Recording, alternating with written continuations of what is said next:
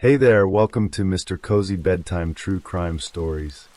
Tonight, we're diving into gripping true crime cases, real stories of mystery, betrayal, and cold-blooded crimes, all set against the soothing backdrop of rain.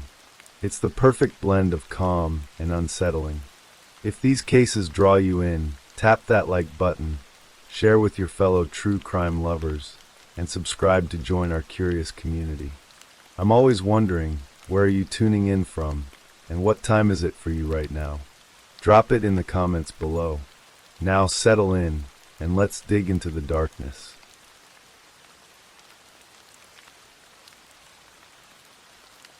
Story 1.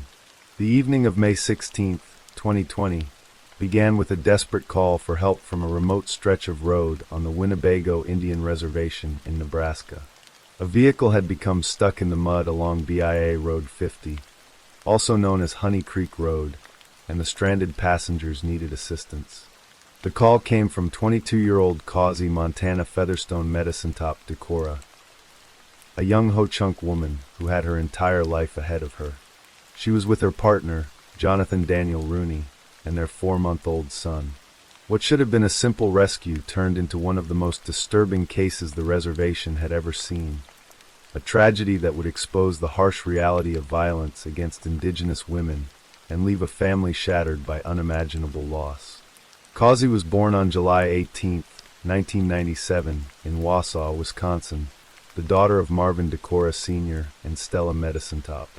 She carried a name steeped in history and tradition, connected to one of the most prominent families in Ho-Chunk history. The Decorah family traced its lineage back to Glory of the Morning, a powerful chiefess who ruled her people with wisdom and strength in the 18th century. According to oral history, the name Decorah itself came from Ho-Po-Kaw, the daughter of a powerful Ho-Chunk chief who was selected around 1727 to succeed her father and lead their nation. To carry this name meant carrying the weight of generations, a legacy of leadership and resilience that stretched back nearly 3 centuries. Cozy was a mother of 3 young children, including the infant son she shared with Jonathan Rooney. Those who knew her described her warmth and spirit, the way she loved her children and tried to build a life for them despite the challenges she faced. She and Jonathan had been living together in an apartment in Walt Hill, Nebraska, on the Omaha Nation Indian Reservation. But beneath the surface of their domestic life, there were cracks, tensions that would eventually explode into violence on that May evening. Just before 8 o'clock on that Saturday evening, the Winnebago Police Department received the call for assistance. Conservation Officer Peter Snowball responded immediately, driving out to the remote location to help the stranded couple. When he arrived at approximately 8 p.m., he found the vehicle stuck in the mud, but nobody was inside. The car sat empty and abandoned, its occupants nowhere to be seen. Officer Snowball radioed dispatch to ask if the couple had been found on foot, but they had not.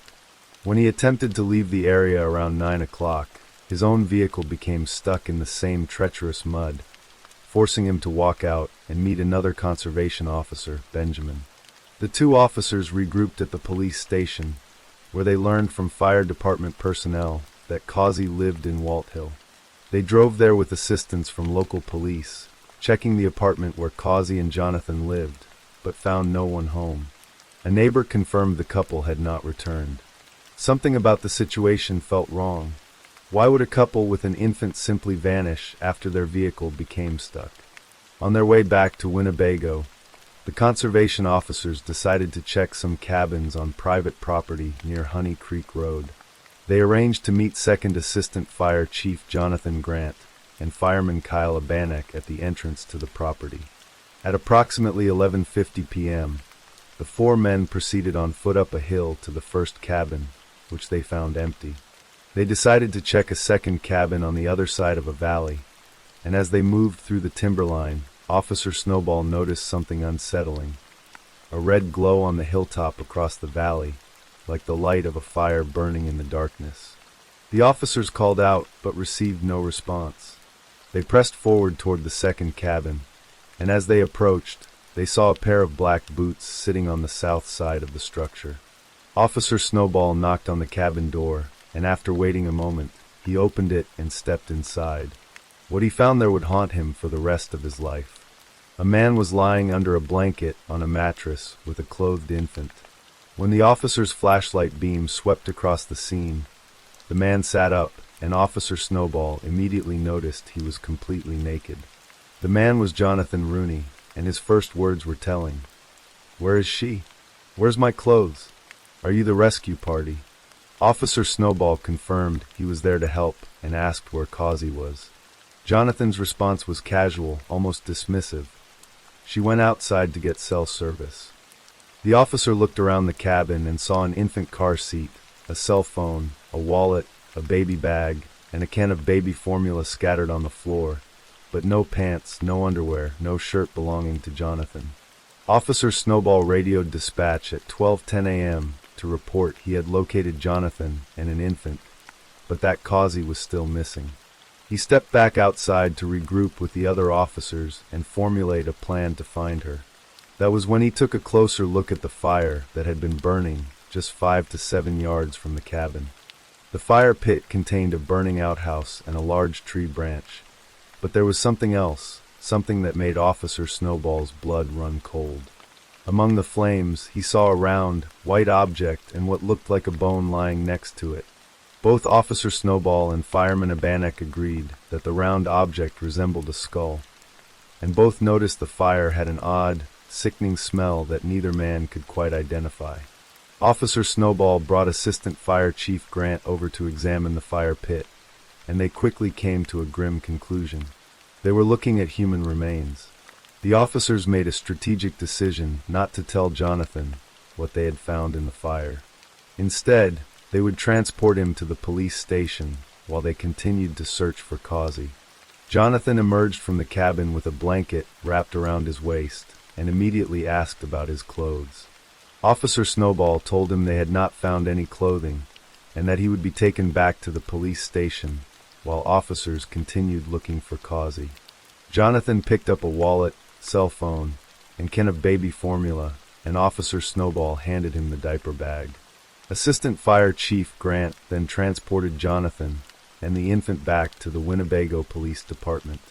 The investigation that followed would reveal a story of violence, destruction, and a desperate attempt to conceal a terrible crime. Jonathan Daniel Rooney, who was 25 years old at the time, had killed Cozy Decora and then burned her body in an effort to destroy the evidence. The fire had been so intense, so complete in its destruction, that investigators could not determine a definitive cause of death.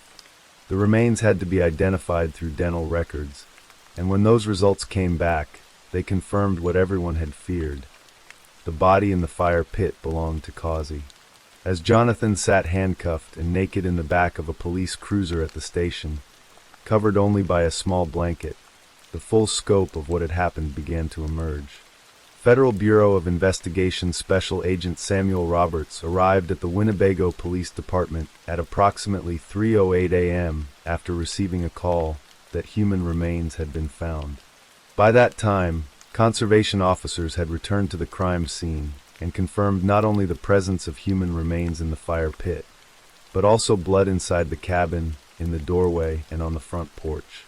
Officer Anthony Walker, a federal police officer with the Bureau of Indian Affairs, had been on duty that night and observed Jonathan when he arrived at the station. He only knew Jonathan and his family from religious functions in their small community. He noted that Jonathan did not appear intoxicated or under the influence of drugs, but rather appeared normal, as if it was just any other day.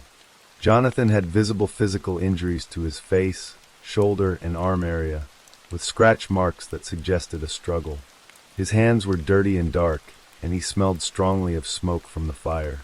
During the hours that followed, law enforcement questioned Jonathan multiple times.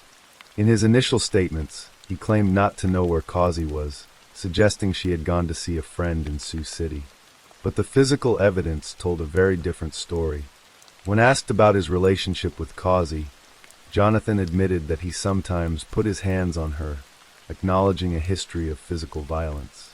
Investigators found additional evidence that painted a clearer picture of what had transpired that night. Not far from the outhouse in the cabin, officers discovered an abandoned vehicle containing a gas can and a chainsaw. These items suggested premeditation, tools that could be used to carry out and cover up a violent crime. When Jonathan Daniel Rooney was arrested on June 1, 2020, nearly 3 months after Cozy's death, he was charged with second-degree murder, manslaughter occurring in Native American country, and destruction of evidence. He pleaded not guilty to all charges. The case went to trial in December 2021, and the prosecution presented a devastating theory of what had happened on that May evening. According to prosecutors, Cozy and Jonathan had gotten into an argument at the remote cabin. The argument escalated beyond words, beyond shouting, until Jonathan attacked Cozy in or near the outhouse. The assault was fatal, and their 4-month-old son was the sole witness to the violence that took his mother's life. After killing Cozy, prosecutors argued, Jonathan removed his clothes, which were likely covered in blood. He then set the outhouse ablaze, with Cozy's body inside, in a calculated attempt to destroy any evidence of what he had done. The prosecution emphasized Jonathan's history of violence toward Cozy, suggesting that the argument that night was the final breaking point in an abusive relationship.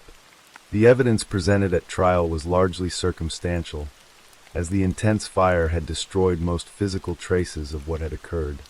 But prosecutors pointed to several key facts. Jonathan and Cozy were the only 2 adults present at the cabin that night. Cozy's blood was found both inside and outside the cabin. Jonathan had fresh scratch marks on his face and upper body, consistent with defensive wounds from a struggle. Witnesses testified that Jonathan and Cozy had been fighting in the time leading up to her death. Most damning of all was the location of Cozy's remains in the fire pit and Jonathan's presence at the scene, naked and with their infant son, just yards away from where her body burned. Jonathan's defense attorneys took a different approach, one that many found deeply troubling. They suggested that Cozy might have caused her own death, painting her as someone who frequently had dark thoughts about ending it all. The defense argued that just because Jonathan was present at the scene did not mean he was responsible for what happened.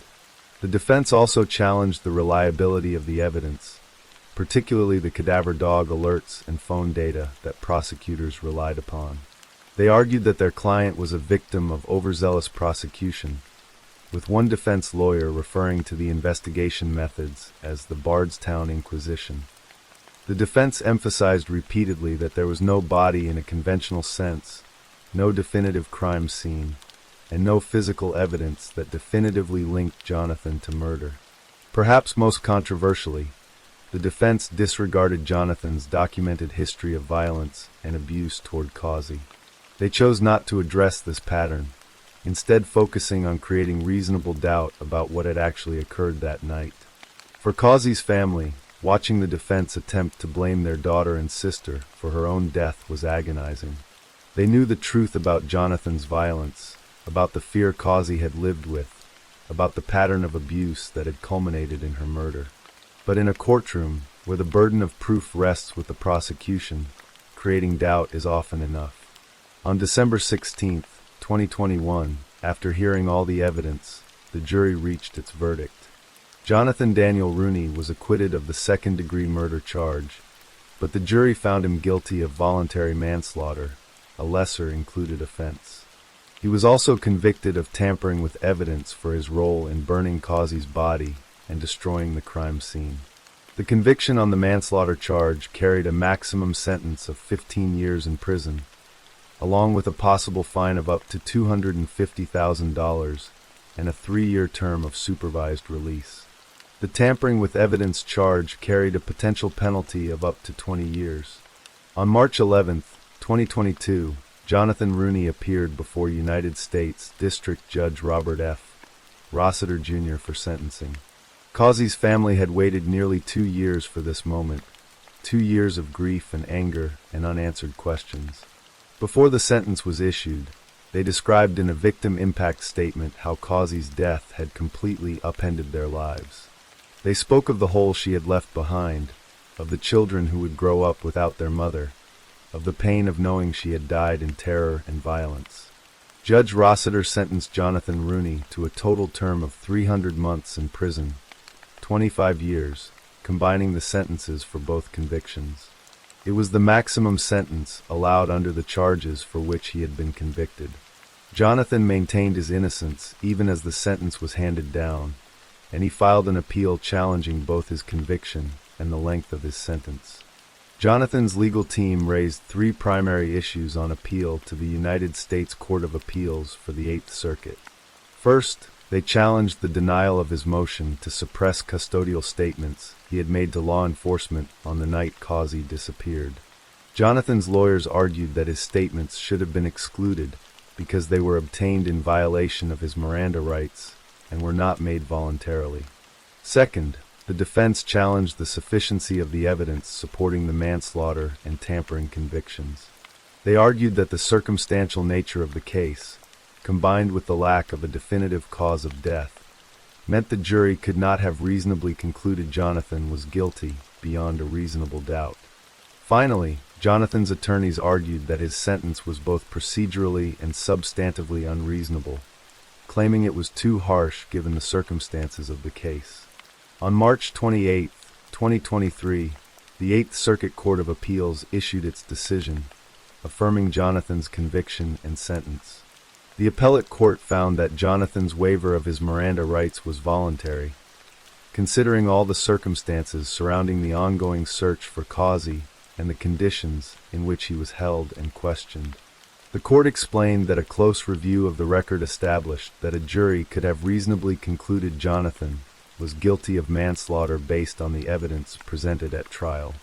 The appellate court noted that the jury had heard evidence that Jonathan and Cozy were the only two adults present at the cabin, that Cozy's blood was found both inside and outside the structure, that Jonathan had scratch marks consistent with a struggle, and that witnesses had testified about fighting between the couple in the time leading up to her death. The court found there was sufficient evidence for the jury to conclude that Jonathan had put Cozy's body in the fire, destroying any evidence of the cause of death. Finally, the Eighth Circuit rejected Jonathan's argument that his sentence was substantively unreasonable, finding that the district court had properly considered all relevant factors in imposing the 25-year term. Despite Jonathan Rooney's conviction and the lengthy sentence he received, many questions about that terrible night remain unanswered. The intensity of the fire meant that investigators could never determine exactly how Cozy died.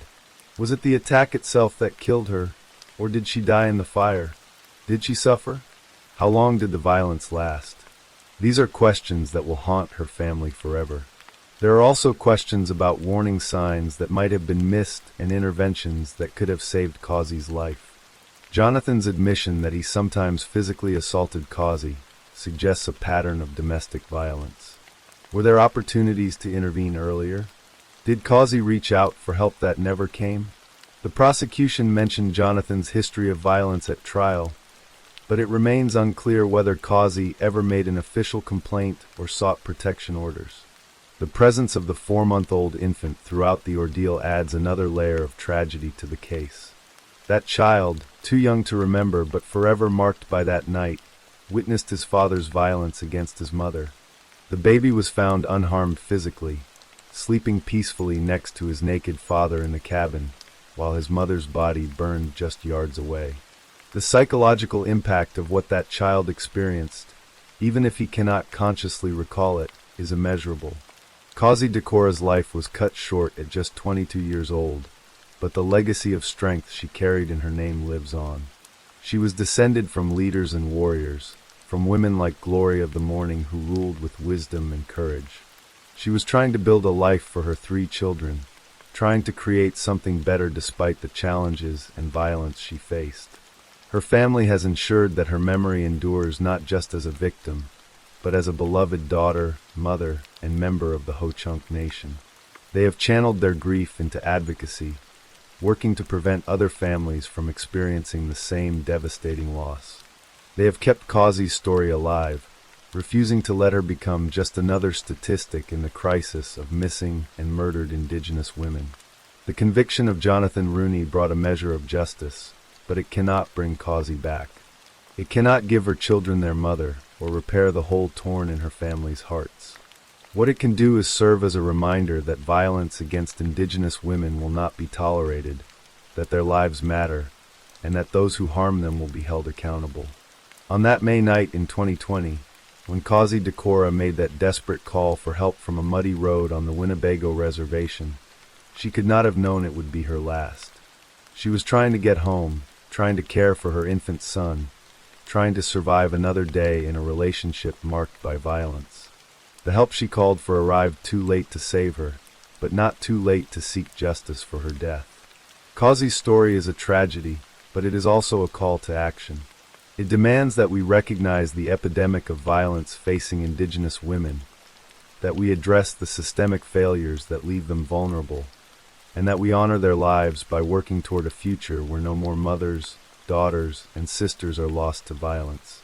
In remembering Cozy Decora, we remember not only how she died, but how she lived, as a mother who loved her children, as a young woman with dreams for the future, and as a bearer of a name that represented generations of strength and resilience. Story 2. The summer night of July 3rd, 2015, began like countless others in the quiet Kentucky town of Bardstown, a place where everyone seemed to know everyone, where front porches welcomed neighbors and church bells marked the passing days. But for 35-year-old Crystal Rogers, a mother of 5 children whose smile could light up a room, that Friday evening would be the last time anyone would see her alive. She vanished without a trace, leaving behind not just her children and family, but a mystery that would haunt a small community for an entire decade. Crystal had spent the evening at the Houck family farm with her boyfriend, Brooks Houck, a man she had been involved with for several years. They shared a 2-year-old son named Eli, and Crystal had brought her other children from previous relationships into their blended household. Brooks later told investigators that Crystal stayed up late that night playing games on her phone, a seemingly ordinary detail that would become part of the last known account of her alive. According to Brooks, she was still at home when he last saw her, but by the next morning, Crystal Rogers had disappeared into thin air. 2 days later, on July 5th, 2015, a discovery along the Bluegrass Parkway sent chills through everyone who knew Crystal.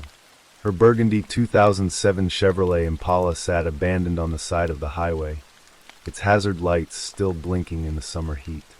Inside the vehicle, investigators found her purse, her cell phone, and her keys still dangling in the ignition. There were no signs of a struggle, no blood, no obvious clues about what had happened. But there was one detail that would later prove crucial to unraveling the mystery. The car had a flat tire. Crystal's mother, Sherry Ballard, was beside herself with worry. Her daughter would never have abandoned her children willingly, would never have disappeared without explanation. Crystal was devoted to her 5 children, always putting their needs first, always making sure they felt loved and secure. The fact that Brooks Houck waited 2 days before filing a missing person report struck many as suspicious, including Crystal's family. Why would someone wait so long to report their girlfriend and the mother of their child missing? The question hung in the air like smoke, impossible to ignore. From the beginning, Brooks Houck became the primary focus of the investigation. As the last person known to have seen Crystal alive, he faced intense scrutiny from law enforcement and the community alike. He maintained his innocence, insisting he had nothing to do with Crystal's disappearance, but his explanations often seemed incomplete or contradictory. He claimed Crystal had left their home on her own that morning, but he couldn't explain where she might have gone or why she would have left her children behind. The Houck family farm, a sprawling 245-acre property, located on Pascal Ballard Lane, just south of downtown Bardstown, became central to the investigation.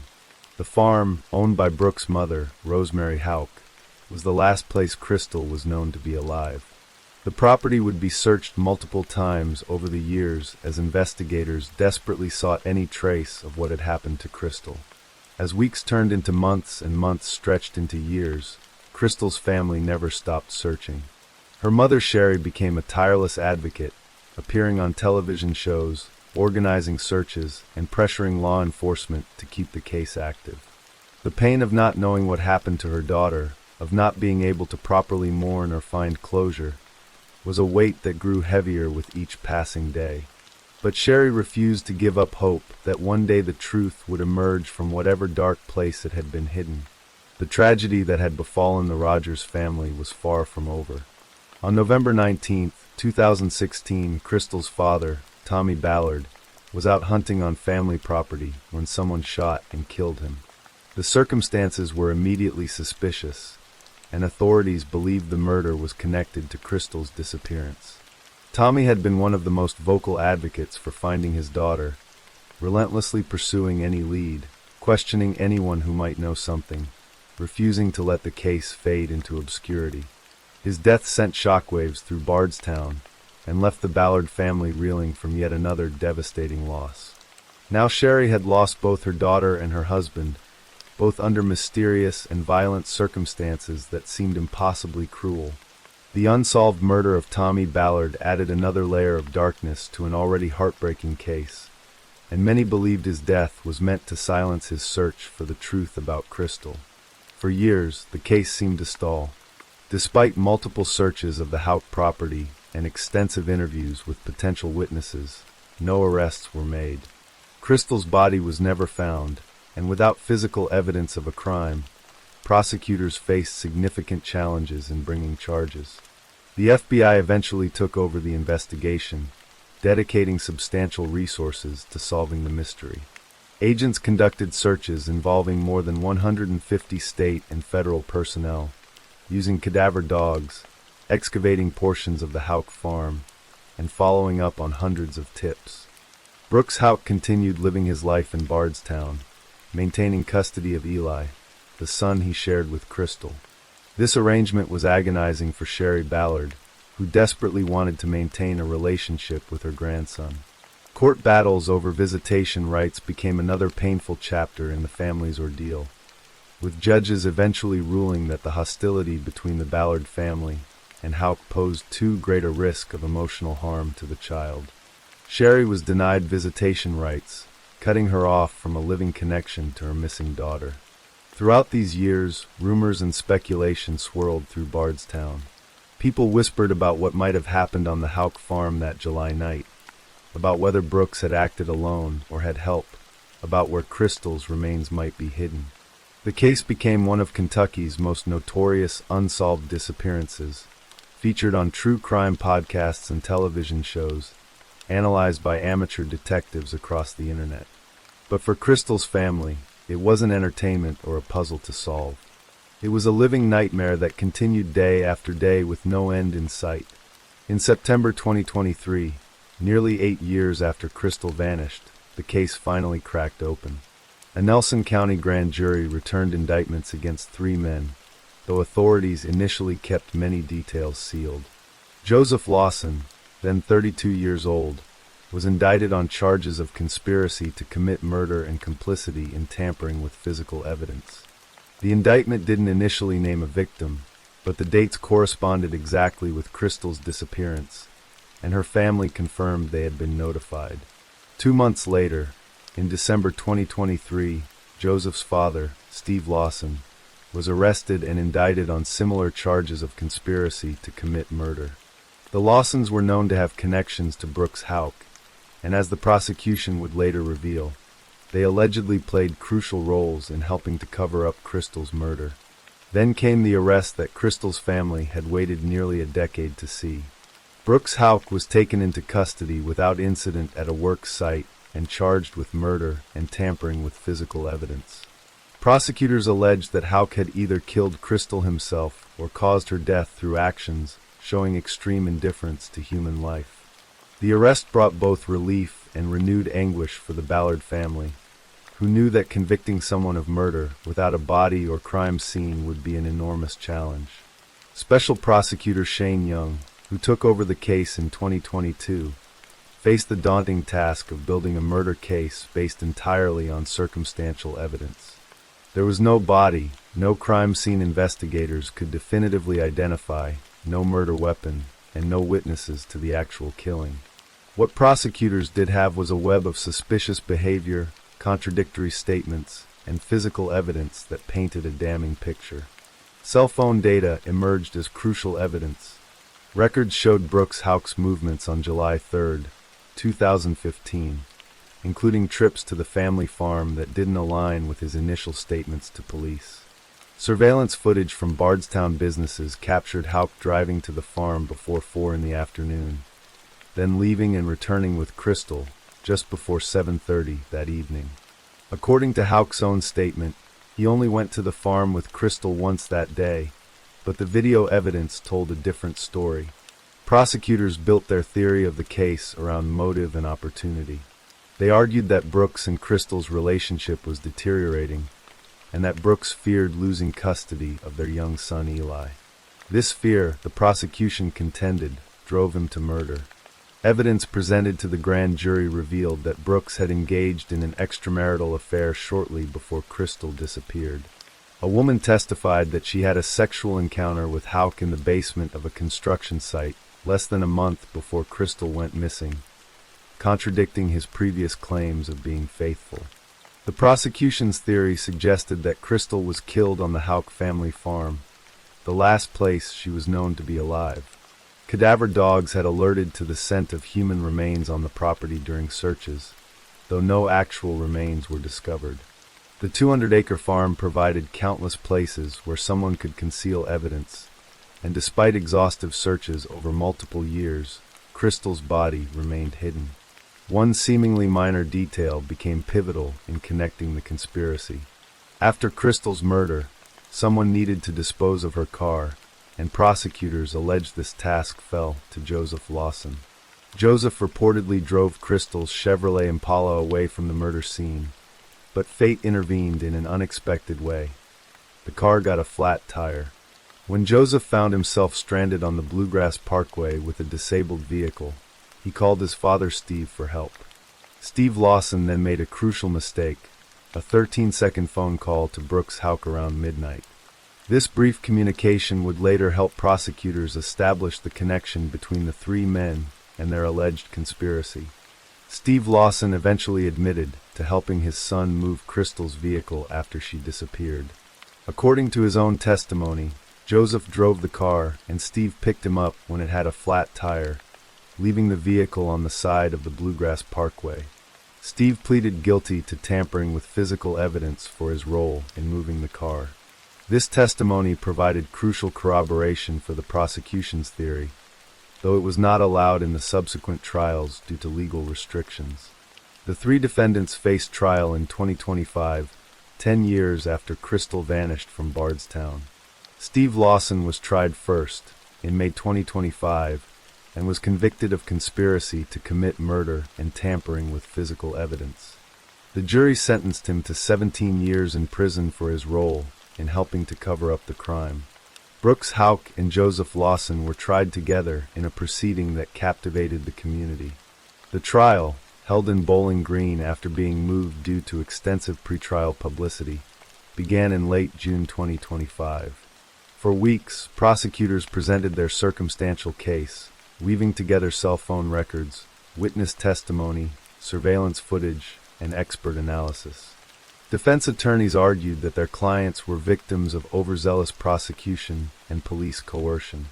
One defense lawyer referred to the interrogation methods as the Bardstown Inquisition, suggesting that investigators had pressured witnesses into making statements that fit their theory of the case. The defense emphasized repeatedly that there was no body, no crime scene, and no physical evidence definitively linking their clients to murder. Throughout the trial, prosecutors revealed that Brooks Houck's mother Rosemary and his brother were considered unindicted co-conspirators in the case. Brooks' sister, Rhonda McIlvoy, testified during the trial and denied being part of any plot to murder Crystal. She provided an alibi for the day Crystal disappeared, stating she was at the Kentucky Science Center in downtown Louisville with her husband and children, and even provided police with photographs from that day. On July 8, 2025, after days of deliberation, the jury returned its verdict. Brooks Houck was found guilty on all charges, murder and tampering with physical evidence. Joseph Lawson was convicted of conspiracy to commit murder and tampering with physical evidence.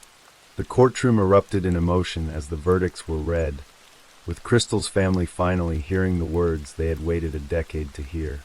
On September 17, 2025, Brooks Houck stood before Nelson Circuit Judge Charles Sims III for sentencing. The courtroom was packed with Crystal's family and supporters, all there to witness this crucial moment. Sherry Ballard, who had endured 10 years of unimaginable pain, stood to address the court and the man convicted of murdering her daughter.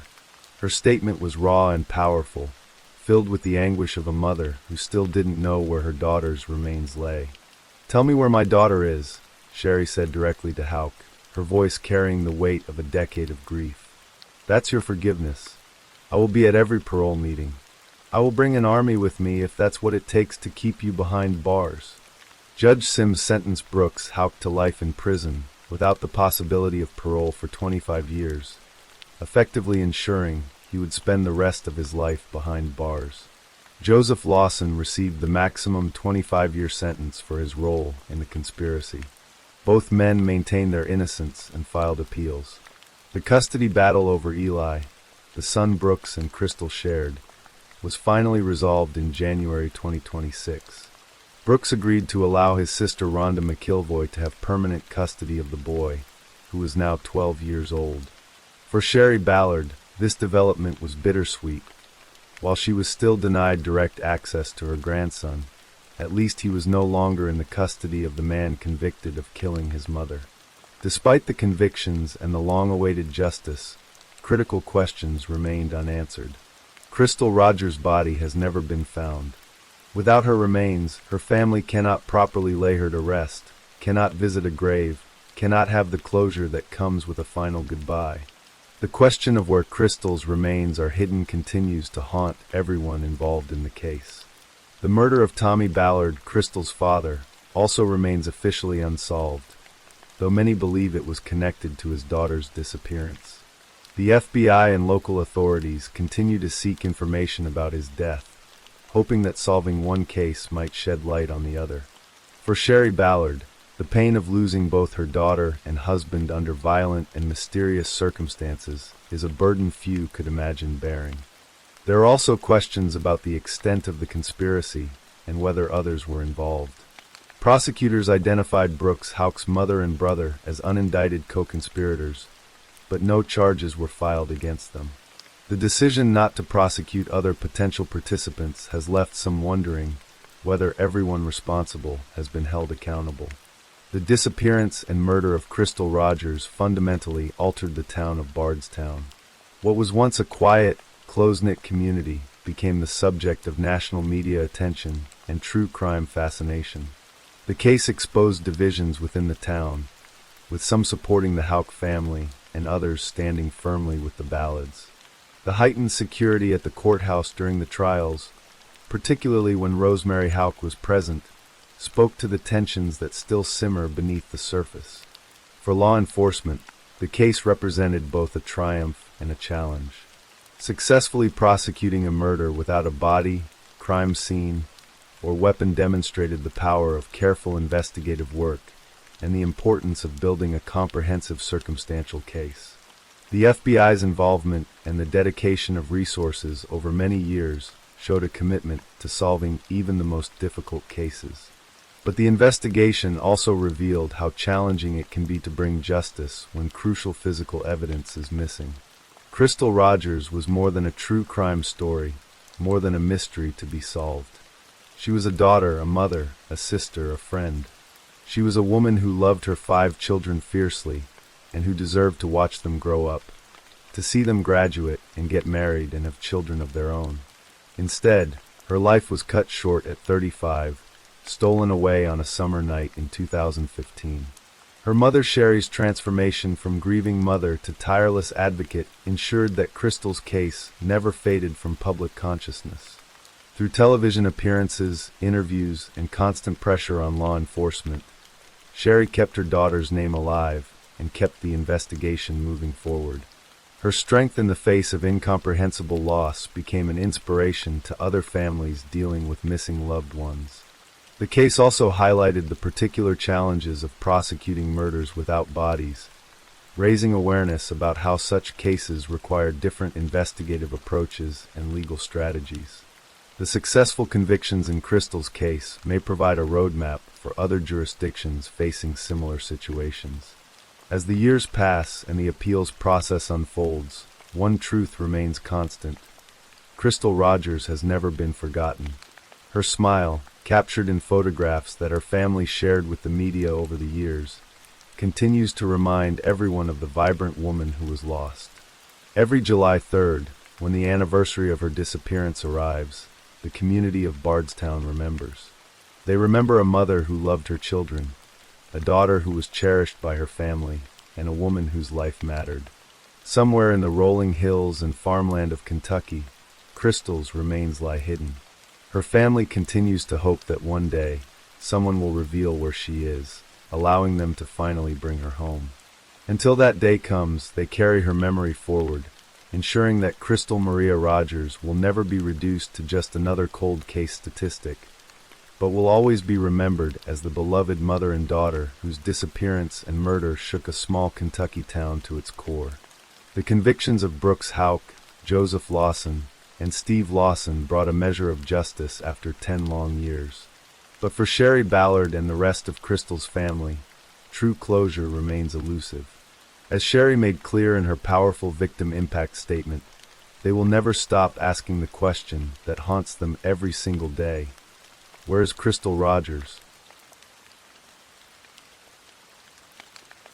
Story 3. The morning began like so many others in the quiet suburb of Camp Hill, Brisbane. Hannah Clark woke her 3 children with gentle kisses and reassuring words, helping them dress for another day of school. Aaliyah, 6 years old with her mother's smile, was excited about her lessons. Lyanna, moved with the boundless energy of a child who saw each day as an adventure. Little Trey, only 3, clutched his favorite toy as his mother buckled him into his car seat. None of them could have known that this ordinary Wednesday morning on February 19th, 2020, would become the day their story ended in unimaginable horror. Hannah, 31 years old, had spent years building a life she could be proud of. A former trampolining champion who had represented Queensland for 4 consecutive years and earned international medals, she had transformed her athletic discipline into a passion for fitness that touched countless lives. Together with her husband Rowan Baxter, a former rugby league player for the New Zealand Warriors, she had established Integra 8 and CrossFit SMC, a gym in Mansfield where she poured her enthusiasm into helping others discover their strength. Her parents, Lloyd and Sue Clark, had even invested money to help the young couple get the business on its feet, believing in their daughter's dreams and the family she was building. But behind the photographs of smiling faces and successful business ventures, a darkness had been growing for years. What had once seemed like attentiveness had slowly transformed into surveillance. What had appeared to be concern had gradually become control. Rowan Baxter did not simply love Hannah, he sought to possess her completely. He monitored her movements constantly, appearing unexpectedly at locations she visited, his presence a reminder that privacy was an illusion. He would rifle through her handbag and phone, searching for evidence of independence or betrayal. When she worked at their gym, he would call precisely when she should be locking up, interrogating her about whether anyone was with her, his voice carrying an edge of accusation, even when she had done nothing wrong. The control extended to every aspect of Hannah's existence. She was forbidden from wearing pink or shorts, even while teaching CrossFit classes where such clothing would have been practical and comfortable. Baxter dictated what the children could do, imposing his will on their young lives as thoroughly as he imposed it on their mother. Most devastating of all, he forced Hannah to submit to him every night, and if she refused or showed reluctance, he would punish her with days of cold silence and emotional manipulation. These were not the actions of a partner, but of a captor who had convinced the world he was simply a devoted husband. Hannah tried to leave. The courage required to walk away from an abuser is immense, particularly when that abuser has spent years convincing the victim that she would be nothing without him, that leaving would make her a terrible mother, that the children would suffer if the family was broken. Yet Hannah found that courage, not once but 3 or 4 times in the final year of the relationship. Each time, Baxter would deploy his considerable skills of manipulation, weaving narratives that made her question her own judgment, that made her believe the failure was hers rather than his. Each time, he would promise change, offer temporary concessions, play the role of the remorseful husband just long enough for her to return. By November 2019, the situation had escalated beyond psychological torment. Baxter's behavior had become more aggressive, his control more desperate as he sensed Hannah's determination to break free growing stronger. On one occasion, he placed his hand on Hannah's neck, a gesture that was both a threat and a promise of what he was capable of inflicting. When Hannah tried to retrieve photographs from Baxter's possession, he grabbed her wrists and forced them behind her back, holding her in a painful grip. Sue Clark, Hannah's mother, witnessed the attack and screamed at Baxter to release her daughter. When he finally let go, calling Sue a crude name, Hannah was left with a sprained wrist and a split lip. The mask was slipping, revealing the violence that had always lurked beneath the surface. In early December 2019, Hannah made the decision that would define the final months of her life. She gathered her 3 children and left their home, seeking refuge with her parents Lloyd and Sue Clark. The relief must have been overwhelming, the sense of finally escaping the suffocating atmosphere of fear and control that had pervaded every moment of their daily existence. But Baxter called incessantly, telling Hannah that she was hurting the children, that her actions were destroying the family he claimed to cherish. On December 6th, Hannah went to the Carina police station to make a formal report, beginning the process of documenting the abuse she had endured. The terror reached a horrifying crescendo on Boxing Day, December 26, 2019. Hannah had agreed to meet Baxter, so the children could try out the new skateboards they had received for Christmas. It was meant to be a simple, supervised interaction, a brief moment of normalcy for the sake of the children, who missed their father despite the chaos he had created. As Hannah crossed the road, Baxter suddenly grabbed Lyanna, their 4-year-old daughter, and ran to his car. Hannah screamed, her voice desperate and frantic, as she watched Baxter drive away with their child. One bystander who witnessed the abduction was so certain she had seen a kidnapping that she immediately rushed to inform the police. But the legal system failed Hannah in that critical moment. Because there were no family court orders or child protection orders in place, Baxter had not technically broken any law by taking his own daughter. Detective Sergeant Harris later testified that despite Baxter brazenly abducting Lyanna in front of witnesses, removing her from Hannah's care against her will, there was nothing police could do to charge him with a crime.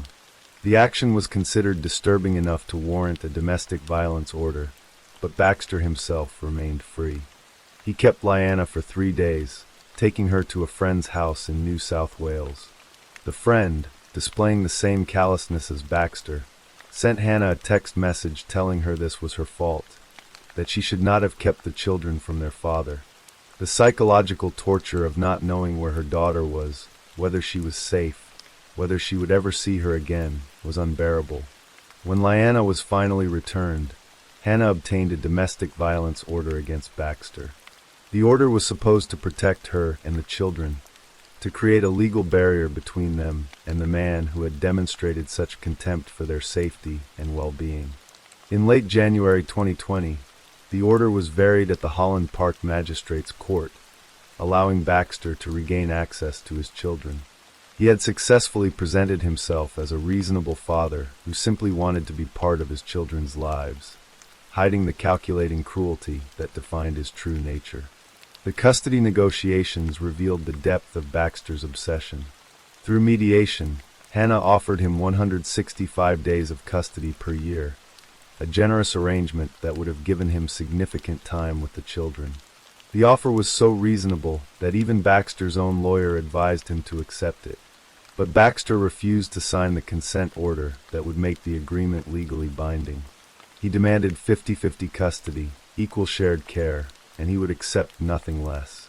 As one source close to the situation observed, it was not really about the children at all. It was about Baxter's inability to move past his relationship with Hannah. In early February 2020, during a child exchange, the fragile arrangement shattered. Hannah discovered large photographs of herself in her underwear inside Baxter's car. The images were a violation, a reminder that even in separation, he continued to objectify and possess her. When she confronted him and attempted to destroy the photos, Baxter grabbed her arms and twisted them violently behind her back, trying to break her wrist. He was charged with breaching the domestic violence order, and his access to the children was immediately suspended. He was allowed only to speak to them twice a week via video calls, supervised interactions that must have filled him with rage at his loss of control. Baxter's lawyer advised him to seek another mediation session, and finally sign the consent order for shared custody, to work within the system and demonstrate that he could be a cooperative co-parent. But Baxter was beyond reason now. He was due to appear at the Holland Park Magistrates Court to face charges for breaching the domestic violence order. The legal consequences were closing in, the walls of accountability tightening around a man who had spent years evading any real punishment for his actions.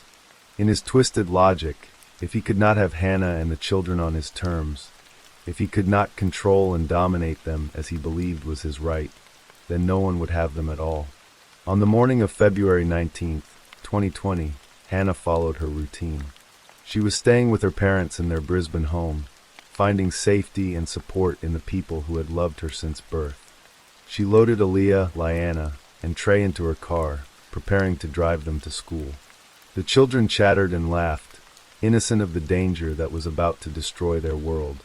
As Hannah started the car, Baxter suddenly appeared and jumped into the passenger seat. He was holding a container of petrol, and his voice was cold as he told her to drive. Hannah's heart must have been hammering with terror as she understood what was happening. At 8:30 in the morning, on Raven Street in Camp Hill, she pulled the car over, perhaps hoping that someone would see them, that help would arrive before Baxter could carry out whatever he had planned. But there was no time for rescue. Baxter doused the interior of the car with petrol, splashing it over Hannah, over the children strapped helplessly in their seats. Hannah would have been pleading with him, begging him to spare the children even if he intended to hurt her. Then Baxter set the petrol alight. The flames erupted with terrifying speed, consuming everything inside the vehicle. Witnesses who were nearby heard screams that would haunt them for the rest of their lives. Bystanders rushed to the scene, desperate to help, and somehow managed to pull Hannah from the burning car. Her clothes were on fire, her skin blistering and blackening as the flames ate through tissue and muscle. "He's poured petrol on me," she screamed to those trying to save her. "Save my children," she begged, her voice breaking with agony and desperation. But Baxter blocked the rescuers, preventing them from reaching the children trapped inside. Aaliyah, Lyanna, and Trey were burning alive while their father ensured that no one could intervene. The heat was intense, the smoke thick and choking.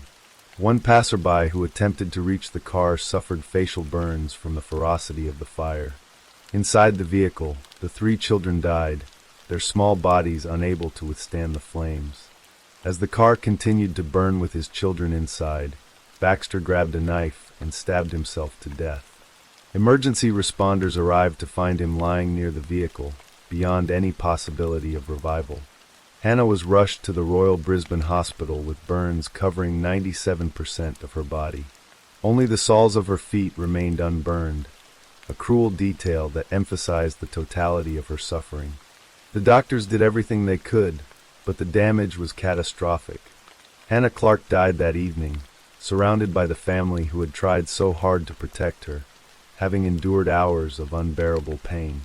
Lloyd and Sue Clark, who had welcomed their daughter and grandchildren into their home just months earlier with the hope of keeping them safe, now faced the unthinkable reality that all 4 were gone.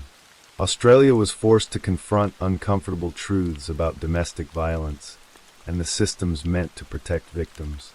The murders sparked a national debate that revealed how poorly equipped authorities were to recognize and respond to coercive control, the pattern of psychological abuse and domination that Baxter had inflicted on Hannah for years. Deputy State Coroner Jane Bentley, who presided over the inquest into the deaths, concluded that every agency which had engaged with Hannah failed to recognize the extreme risk she faced. This failure occurred in part because Baxter had no history of physical violence and no criminal record prior to the murders. The system was designed to respond to overt acts of physical aggression, but it was blind to the insidious damage caused by control and psychological manipulation.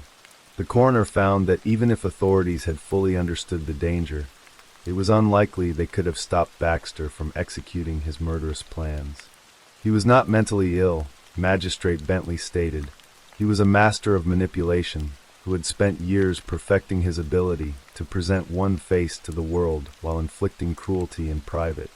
Hannah's fears had been genuine and realistic, ultimately confirmed in the very worst way imaginable.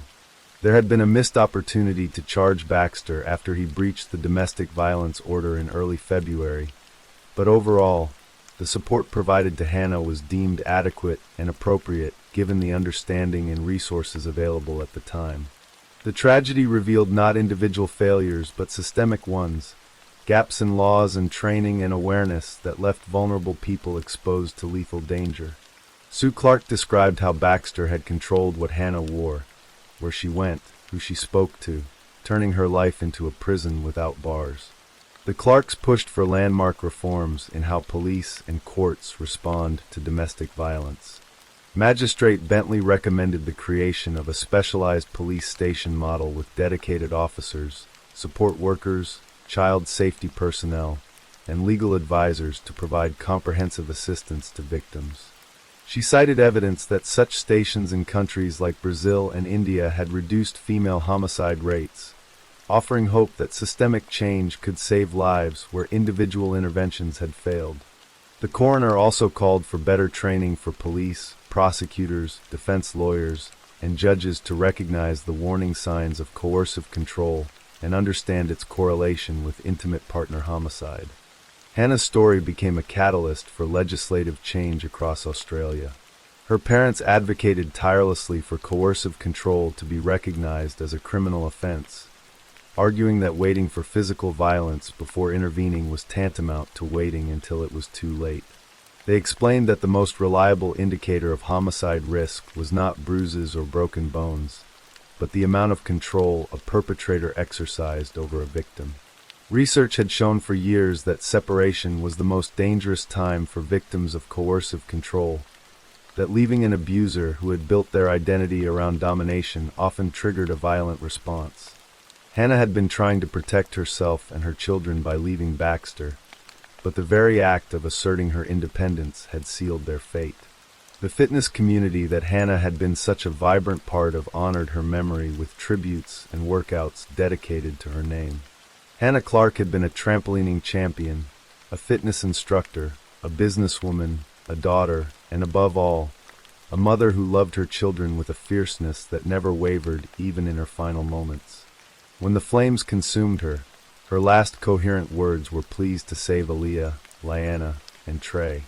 Lloyd and Sue Clark take pride in knowing that their daughter fought until the very end, that she tried to protect her children even when facing unimaginable horror.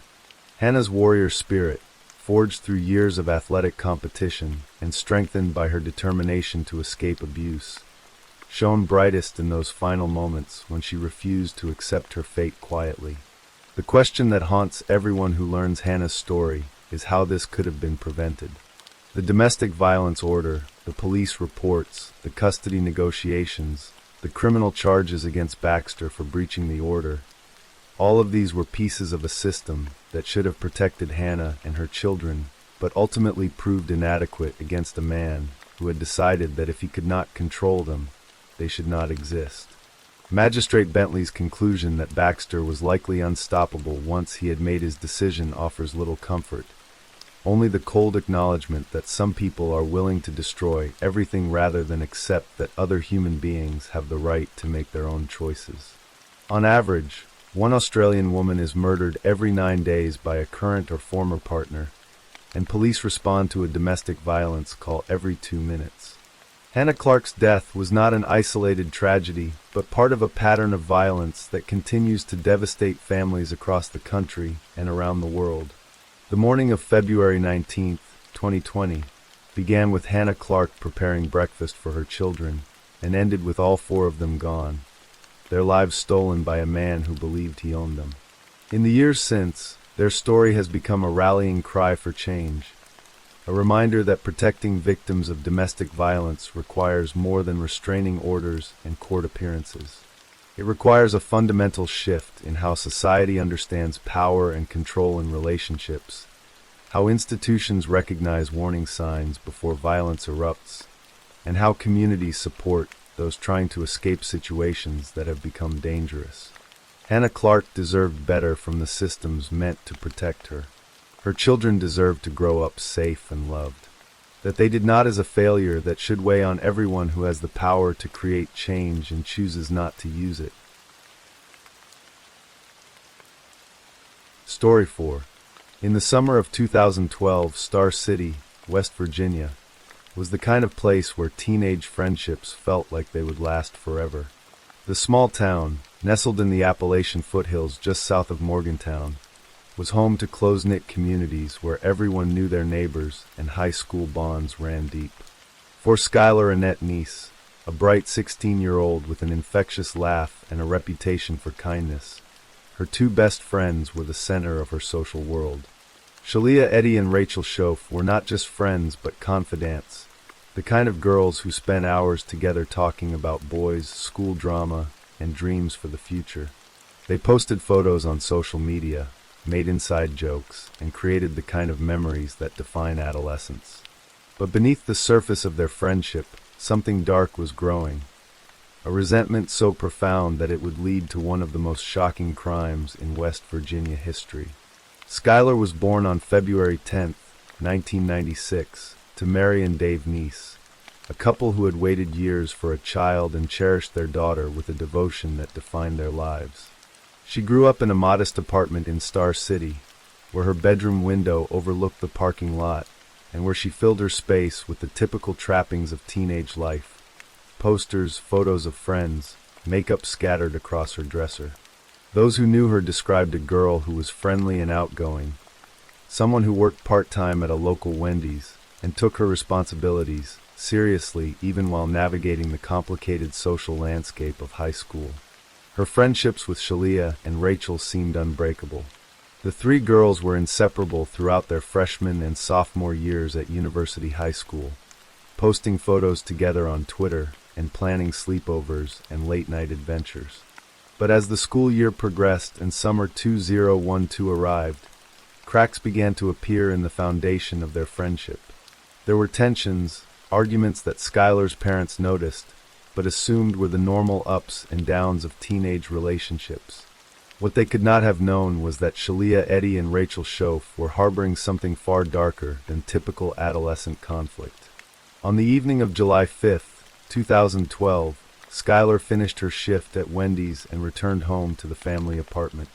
She spent the evening with her parents, relaxing after work, nothing about the night suggesting it would be anything other than ordinary. Around midnight, after her parents had gone to bed, Skylar received a message on her phone. Shalia and Rachel wanted to pick her up for a late-night drive, the kind of spontaneous adventure that teenagers crave during the long summer nights when curfews feel restrictive and freedom beckons. Skylar climbed out of her bedroom window at 12:30 in the morning on July 6, 2012. The apartment's security camera captured her in grainy black and white footage, walking across the parking lot in shorts and a hoodie, heading toward a light-colored sedan idling in the shadows.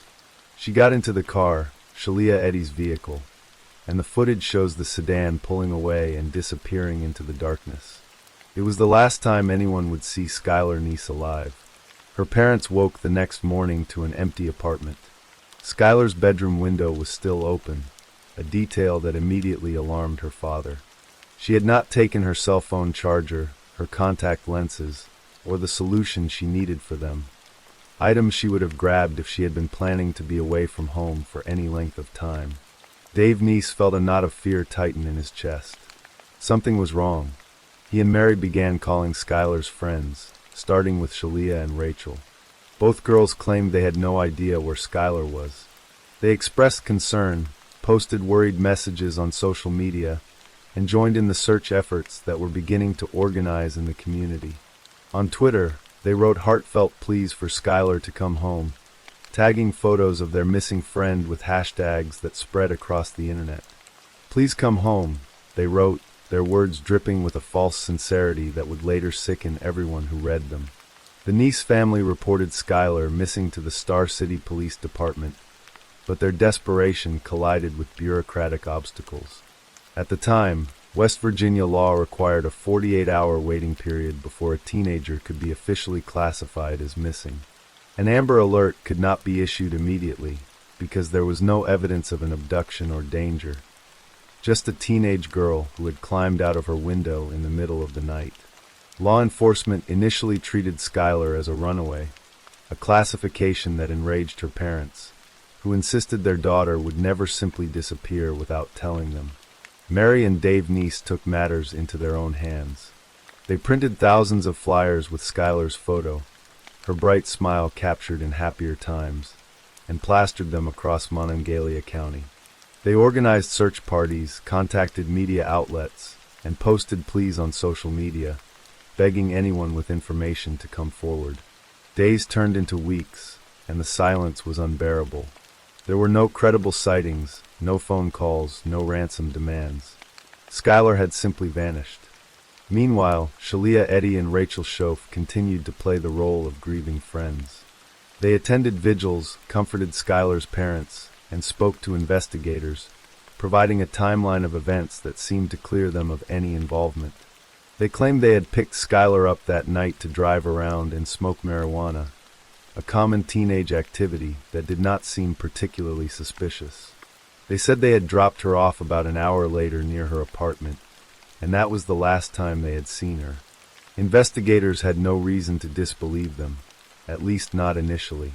But as summer turned to fall, inconsistencies began to emerge. Police reviewed the security footage from the Nice apartment and noticed that the timeline Shalia and Rachel had provided did not match the video evidence. When questioned again, Shalia finally admitted that the car seen on the footage was hers, a detail she had initially omitted. The admission raised immediate red flags. Why had she lied? What else was she hiding? In September 2012, the Federal Bureau of Investigation and the West Virginia State Police officially joined the investigation, recognizing that Skylar's disappearance was not a simple runaway case but something far more sinister. They began interviewing Skylar's classmates, teachers, and friends, slowly piecing together a picture of the relationships and tensions that had defined the final months of her life. What they discovered was deeply troubling. Several students reported that in the weeks leading up to Skylar's disappearance, they had overheard Shalia Eddy and Rachel Schoaf talking about killing her. The conversations had been dismissed as teenage dramatics, the kind of exaggerated threats that adolescents sometimes make in moments of anger or frustration. No one had taken the girls seriously. No one had reported what they heard to an adult or to authorities. It was a collective failure that would haunt everyone who had dismissed those overheard conversations as mere jokes. As the investigation intensified, Rachel Schoaf began to unravel. The weight of what she and Shalia had done was crushing her, manifesting in deteriorating mental health and increasingly erratic behavior. In December 2012, both girls agreed to take polygraph tests, even though investigators knew the results would not be admissible in court. Shalia failed the test, but she remained defiant, refusing to change her story. Rachel, however, was crumbling. On the way to her polygraph test, she jumped out of her father's moving car and ran to Shalia's house in a moment of panic and desperation. Shortly afterward, she suffered a complete nervous breakdown and was admitted to a psychiatric hospital. In early January 2013, Rachel Schoaf could no longer carry the secret. She confessed to authorities that she and Shalia Eddy had murdered Skylar Nice. The confession was detailed and chilling, revealing a plot that had been planned and executed with cold calculation. According to Rachel's account, she and Shalia had grown to resent Skylar. The exact reasons remain murky. Some reports suggest jealousy over social status. Others point to tensions and arguments that had escalated over the school year. When investigators asked Rachel why they had killed their friend, her answer was as simple as it was horrifying. "We just didn't like her." The plan had been hatched in the summer of 2012. Shalia and Rachel decided to lure Skylar out of her home under the pretense of a late-night drive, take her to a remote location, and kill her. On the night of July 6th, they drove Skylar across the state line into Pennsylvania to a wooded area in Wayne Township, Greene County, where they could commit the murder without being seen. They told Skylar they wanted to smoke, a familiar activity that would not have raised any alarms. The three girls got out of the car and walked into the woods. At some point, Shalia and Rachel claimed they had forgotten to bring a lighter. When Skylar turned her back to walk toward the car to retrieve one, the two girls counted to 3.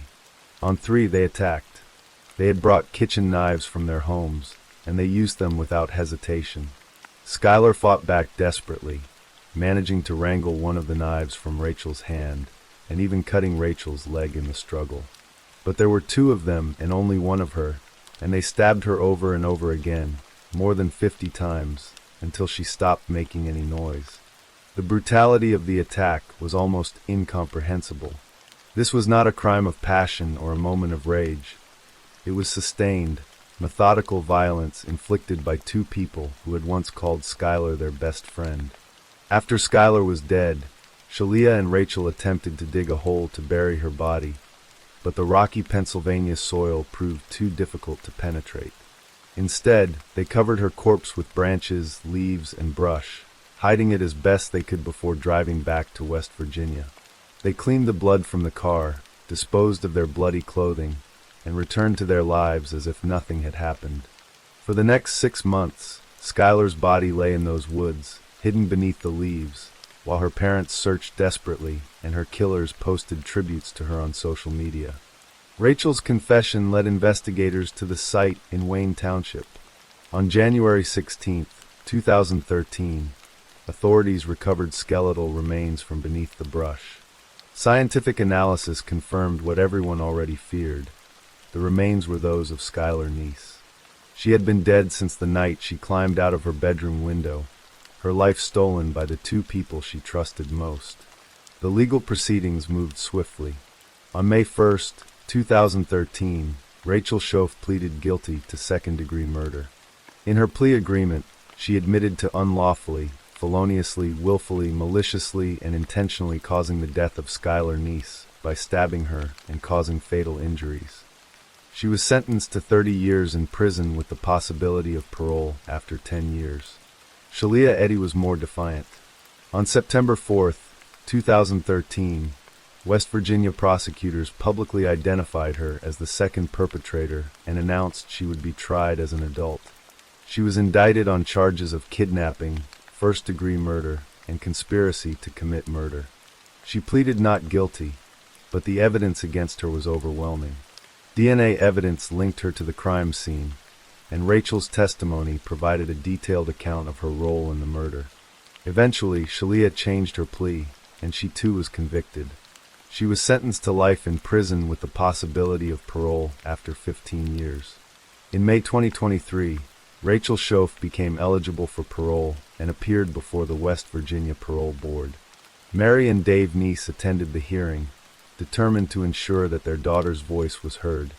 They listened as Rachel described the murder as a mistake, a characterization that infuriated them.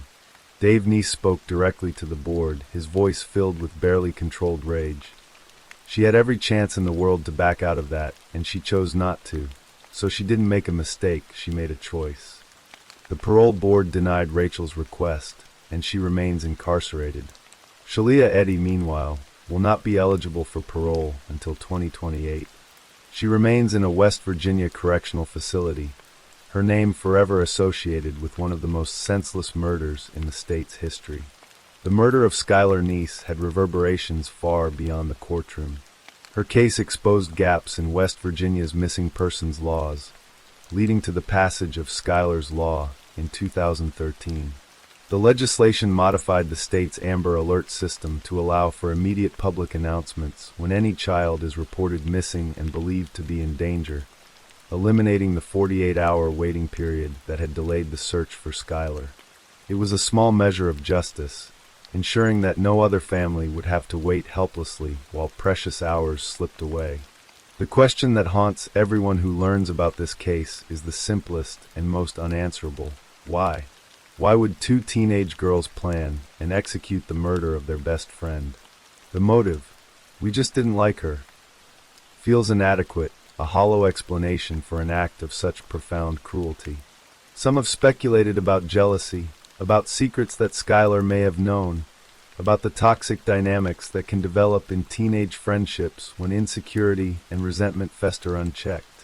But no explanation can truly make sense of what Shalia Eddy and Rachel Schoaf did, or the calculated coldness with which they carried it out. Skylar Neese was 16 years old when she died. She had her whole life ahead of her: college, career, love, family, all the experiences that define a full and meaningful life.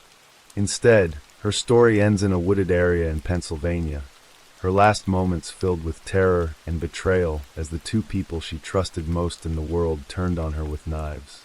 She fought to live, but she was overpowered and outnumbered, and she died believing, perhaps, that her friends had become something monstrous. In Star City, West Virginia, there is now a memorial bench dedicated to Skylar's memory, a place where people can sit and reflect on a life cut tragically short. Her parents visit it regularly, bringing flowers and speaking to their daughter as if she might hear them. They have never fully healed, and they never will. The pain of losing a child is compounded by the manner of her death and the cruelty of those who took her from them. The case of Skylar Neese remains a stark reminder of how darkness can hide behind the most ordinary facades, how friendship can turn to murder, and how the people we trust most can sometimes be the ones who hurt us most deeply. It is a story of betrayal, of evil disguised as camaraderie, and of a family's relentless fight to find justice for a daughter who will never come home.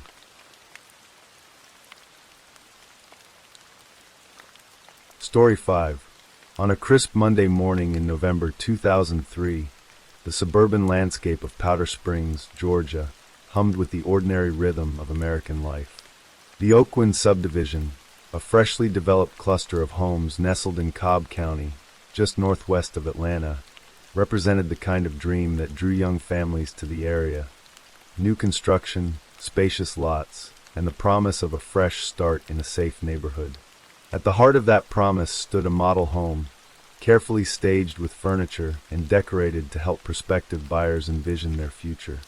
Inside that model home was a small sales office where two women worked, their lives dedicated to helping others find their piece of the American dream. Cynthia Williams was 33 years old, a woman whose warmth and professionalism had earned her respect in the competitive world of real estate. Those who knew her described a person who had found her calling in connecting people with homes, someone who understood that behind every sale was a family's hopes and anxieties. She was married, building a life of her own even as she helped others build theirs. Her colleagues appreciated her willingness to mentor, to share knowledge, to lift up those around her. Among those she had taken under her wing was Lori Brown, just 21 years old and brimming with the enthusiasm of youth. Friends described Lori as outgoing and caring, someone whose energy filled a room and whose kindness left lasting impressions. She was engaged to a police officer, planning a wedding and a future that seemed bright with possibility. For Lori, working alongside Cindy at the Oakwind sales office was not just a job, but an apprenticeship, a chance to learn from someone she admired while earning a living in a field she found exciting. On November 3, 2003, both women arrived at work with no reason to believe the day would be anything other than routine. Lori had spent the morning with her mother, Linda, who also worked in real estate for the same company. They had attended a meeting together, then grabbed lunch at a Wendy's drive-thru, sharing the casual conversation of a mother and daughter who worked side by side. Around 1:10 in the afternoon, they parted ways, with Lori heading back to the Oakwind sales office. Linda watched her daughter drive away, unaware that it would be the last time she would see her alive. Cindy Williams had also taken a lunch break, returning home briefly before heading back to the office around 12:30. The afternoon stretched ahead with the possibility of walk-in clients, phone calls from interested buyers, and the paperwork that filled the quieter moments of a real estate agent's day. The model home sat in a developing area where construction continued on nearby lots, where the sound of hammers and saws mixed with the occasional passing car. It was the kind of place where people came and went freely, where a stranger walking through the door could easily be a potential customer. Shortly before 12:40 that afternoon, Stacy Ian Humphreys entered the sales office. He was 30 years old, a large man, over 6 feet tall, bald, and imposing in his physical presence. He had worked as a laborer on construction sites, including in the very subdivision where Cindy and Lori worked, giving him familiarity with the layout and routines of the area. But on this November afternoon, he arrived not as a contractor or a customer, but as a predator, armed with a stolen 9mm Ruger handgun and intentions that were as calculated as they were brutal. Humphreys was a convicted felon, having served time for theft, and he had been released from prison just 13 months earlier. He was still on parole, supposed to be rebuilding his life under supervision, but instead he had planned something unspeakable. When he entered the office, he found Cindy Williams alone. What followed was a nightmare that unfolded in stages, each more horrifying than the last. Using the handgun to control her, Humphreys forced Cindy to undress, stripping away not just her clothing but her dignity and sense of safety. He demanded her ATM card and the personal identification number that would allow him access to her bank account. Then, in a chillingly methodical act, he used the office phone to call her bank, checking her account balance to see how much money he could steal. While he held her captive, Humphreys took her underwear and tied it tightly around her neck, strangling her until her face turned purple and her tongue protruded from her mouth. The ligature mark left on her neck would later testify to the force he used, the deliberate cruelty of suffocating another human being while she was utterly defenseless. As Cindy struggled for air, Humphreys forced her down onto her hands and knees and made her crawl into Lori Brown's office, positioning her behind Lori's desk. Then, with cold precision, he placed the handgun against her back. To muffle the sound of gunfire, he positioned a bag of balloons between the weapon and her body. He fired once, the bullet tearing through her back and piercing both her lung and her heart. Then he fired again, this time shooting her through the head. Cindy Williams collapsed, left face down in a position that spoke to her final moments of terror and helplessness. Shortly after 1:10, Lori Brown returned to the office from her lunch with her mother. She had no warning, no chance to flee. She walked into a scene already stained with violence, and into the path of a man who had just murdered her colleague and mentor.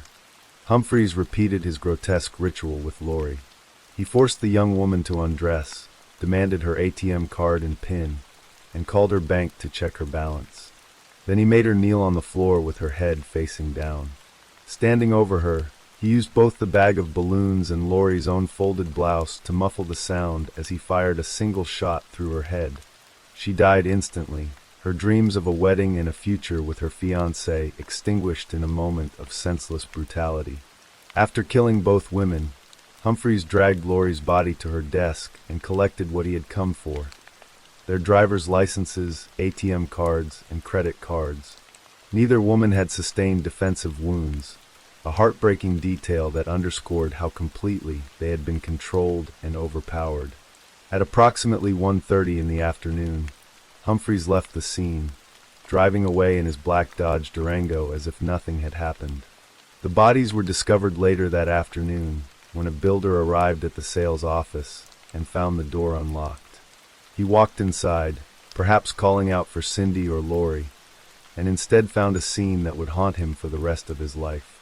He discovered Lori's body first, then saw Cindy's body positioned under the desk where she had been executed. He immediately called 911, his voice likely shaking as he tried to explain what he was seeing. The responding police officers from the Cobb County Police Department entered the model home and confronted the grim reality of a double homicide.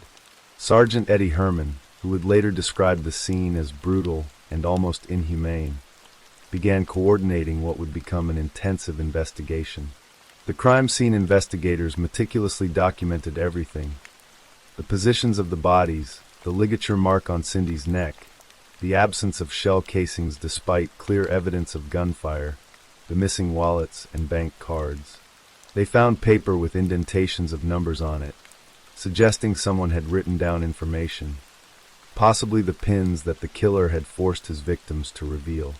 Phone records from the office showed 2 calls made between 1:10 and 1:45 that afternoon to 800 numbers, which investigators quickly determined were bank customer service lines. The timeline was becoming clear. The killer had methodically stolen financial information and checked account balances before murdering both women. Detectives immediately began interviewing those closest to the victims. Cindy's husband and Lori's fiancé, a police officer, were both questioned and their alibis verified. Herman and his team quickly ruled out any domestic angle or the possibility of a hired hit. This was something else entirely, a targeted attack by someone who had come prepared to rob and kill. A crucial break came when investigators canvassed the neighborhood and found a real estate agent who had been at the subdivision around the time of the murders. This witness had seen a suspicious individual, a large, white, bald man in his early 30s, over 6 feet tall, driving a black Dodge Durango. Working with law enforcement, the witness helped create a composite sketch. When the families of the victims could not identify the man in the drawing, police released it to the media. Tips began pouring in. One call came from someone at a construction job site who recognized both the description and the vehicle. They matched a worker named Stacy Humphreys, who had failed to show up for work on the day of the murders.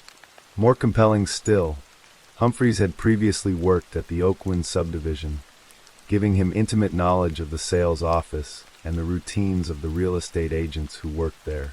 Police began investigating Humphreys and made arrangements through his parole officer to meet with him on the morning of November 7, 2003, 4 days after the murders. But Humphreys never showed up for the meeting. Officers who had been conducting surveillance watched as he slipped away, realizing he was fleeing. The hunt was on. The following day, November 8, 2003, Humphreys was apprehended in Wisconsin, hundreds of miles from the crime scene. When police searched the rental vehicle he had been driving, they found the 9mm Ruger pistol in the console, the murder weapon. Forensic analysis would later reveal that swabbings from the gun contained blood with Cindy Williams's DNA. Additionally, a stain on the driver's side floor mat of Humphreys's Dodge Durango was determined to be blood containing Lori Brown's DNA. The evidence was overwhelming. After the murders, the victims' ATM cards had been used to withdraw over $3,000 from their accounts. The physical evidence, the witness descriptions, the flight from law enforcement, and the financial trail all pointed to one conclusion. Stacy Humphreys had murdered Cindy Williams and Lori Brown in cold blood. Humphreys was extradited back to Georgia to face justice. In 2004, a Cobb County grand jury indicted him on charges of malice murder, felony murder, aggravated assault, kidnapping with bodily injury, armed robbery, and possession of a firearm by a convicted felon. The state filed notice that it would seek the death penalty. The trial began on September 18, 2007, nearly 4 years after the murders. For the families of Cindy Williams and Lori Brown, sitting through the proceedings meant confronting in excruciating detail the final moments of their loved ones' lives. They heard testimony about the forced undressing, the phone calls to check bank balances, the strangulation, the execution-style shootings. They learned about the bag of balloons used to muffle gunshots, the deliberate positioning of bodies, the complete absence of mercy. On September 25, 2007, the jury found Humphreys guilty of malice murder, felony murder, aggravated assault, armed robbery, and kidnapping with bodily injury. He pleaded guilty to the charge of possession of a firearm by a convicted felon. The trial then moved to the sentencing phase, where the jury would decide whether Humphreys should receive the death penalty. It was during the sentencing deliberations that a troubling element emerged, one that would haunt the case for years to come. A juror named Chansey had revealed during jury selection that she had once been the victim of a crime, An escaped murderer had attempted to rob and assault her at her home, though she had managed to escape before he got inside. She had sworn under oath that she could be fair and would honestly consider all three sentencing options: life with parole, life without parole, and death. But during deliberations, Chansey disclosed to her fellow jurors a much more traumatic version of events. The attacker had actually assaulted her while she was naked in her bed. Based on that experience, the jury foreperson later reported, Chansey had her mind made up from day one of the trial that Humphreys deserved to die. When deliberations became contentious, with three jurors initially favoring life without parole, Chansey's behavior became increasingly aggressive. She yelled, cursed, and screamed that she would stay here forever, if that's what it took for Humphreys to get death. She threw the victim's photographs across the table, demanding, "Do you want this to happen to someone you know?" She falsely told other jurors that they had to reach a unanimous decision or Humphreys would be paroled, personally attacked them, and refused to engage in meaningful discussion. She put her feet up on the table and announced she was digging in and would not change her vote. The jury foreperson, Susan Barber, became so distressed that she locked herself in the bathroom and cried. She later expressed that she felt they had run out of options because she thought that unanimity was our only choice. After 8 hours of deliberations over 2 days, the three jurors who had initially favored life without parole finally relented. On September 30th, 2007, the jury recommended a sentence of death for each of Humphreys' 2 murder convictions, having found 10 statutory aggravating circumstances beyond a reasonable doubt. The trial court sentenced Humphreys to death, along with additional consecutive life sentences for kidnapping and armed robbery. For nearly 2 decades, Humphreys has remained on death row, pursuing appeals through state and federal courts. His legal team has argued that the juror misconduct, Chansey's failure to fully disclose her traumatic experience during jury selection, and her coercive behavior during deliberations, tainted his death sentence and violated his constitutional rights. In October 2024, the United States Supreme Court denied his petition for review. 3 justices, Sotomayor, Kagan, and Jackson, issued a dissent, arguing that the sentence was tainted by a single juror's extraordinary misconduct, and that lower courts had applied the wrong legal standards. Justice Sotomayor wrote that Chansey snapped during deliberations and that her actions amounted to coercion that denied Humphreys a fair sentencing proceeding. Despite the dissent, the majority of the court declined to intervene. On December 2nd, 2025, the Georgia Department of Corrections announced that Stacey Ian Humphreys would be executed on December 17, 2025. The case of Stacey Humphreys is a story of unspeakable violence visited upon 2 innocent women who were simply doing their jobs, helping families find homes in a growing suburban community. Cindy Williams and Lori Brown deserved to live full lives, to celebrate milestones, to grow old with the people they loved. Instead, they were targeted by a man who saw them not as human beings, but as opportunities for theft, their lives disposable obstacles to his criminal goals. For their families, no amount of legal justice can restore what was taken. Lori's mother, Linda, lost not just a daughter, but a colleague with whom she had shared lunch just hours before the murder. Lori's fiancé lost the woman he planned to marry, the future they had imagined together. Cindy's husband lost his partner, and her colleagues lost a mentor and friend whose kindness had made their own professional lives richer. What remains indisputable is the horror of what happened on November 3, 2003, in a model home in Powder Springs. 2 women went to work and never came home. Their final moments were filled with terror, degradation, and pain. They were forced to kneel, to reveal personal information, to endure humiliation before being executed with a calculated cruelty that speaks to the darkest capacities of human nature. As the execution date approaches, the names Cindy Williams and Lori Brown should be remembered not as victims of crime statistics, but as real people whose lives mattered, whose absence left holes in families and communities that can never be filled. They were daughters, a fiancé, a wife, a mentor, a friend. They smiled and worked and dreamed. until the day a man with a gun decided their lives were worth less than the money in their bank accounts. In the end, this is what remains: the memory of two women who deserved better, the families who continue to grieve them, and the enduring question of whether justice, imperfect and complicated as it always is, has truly been served.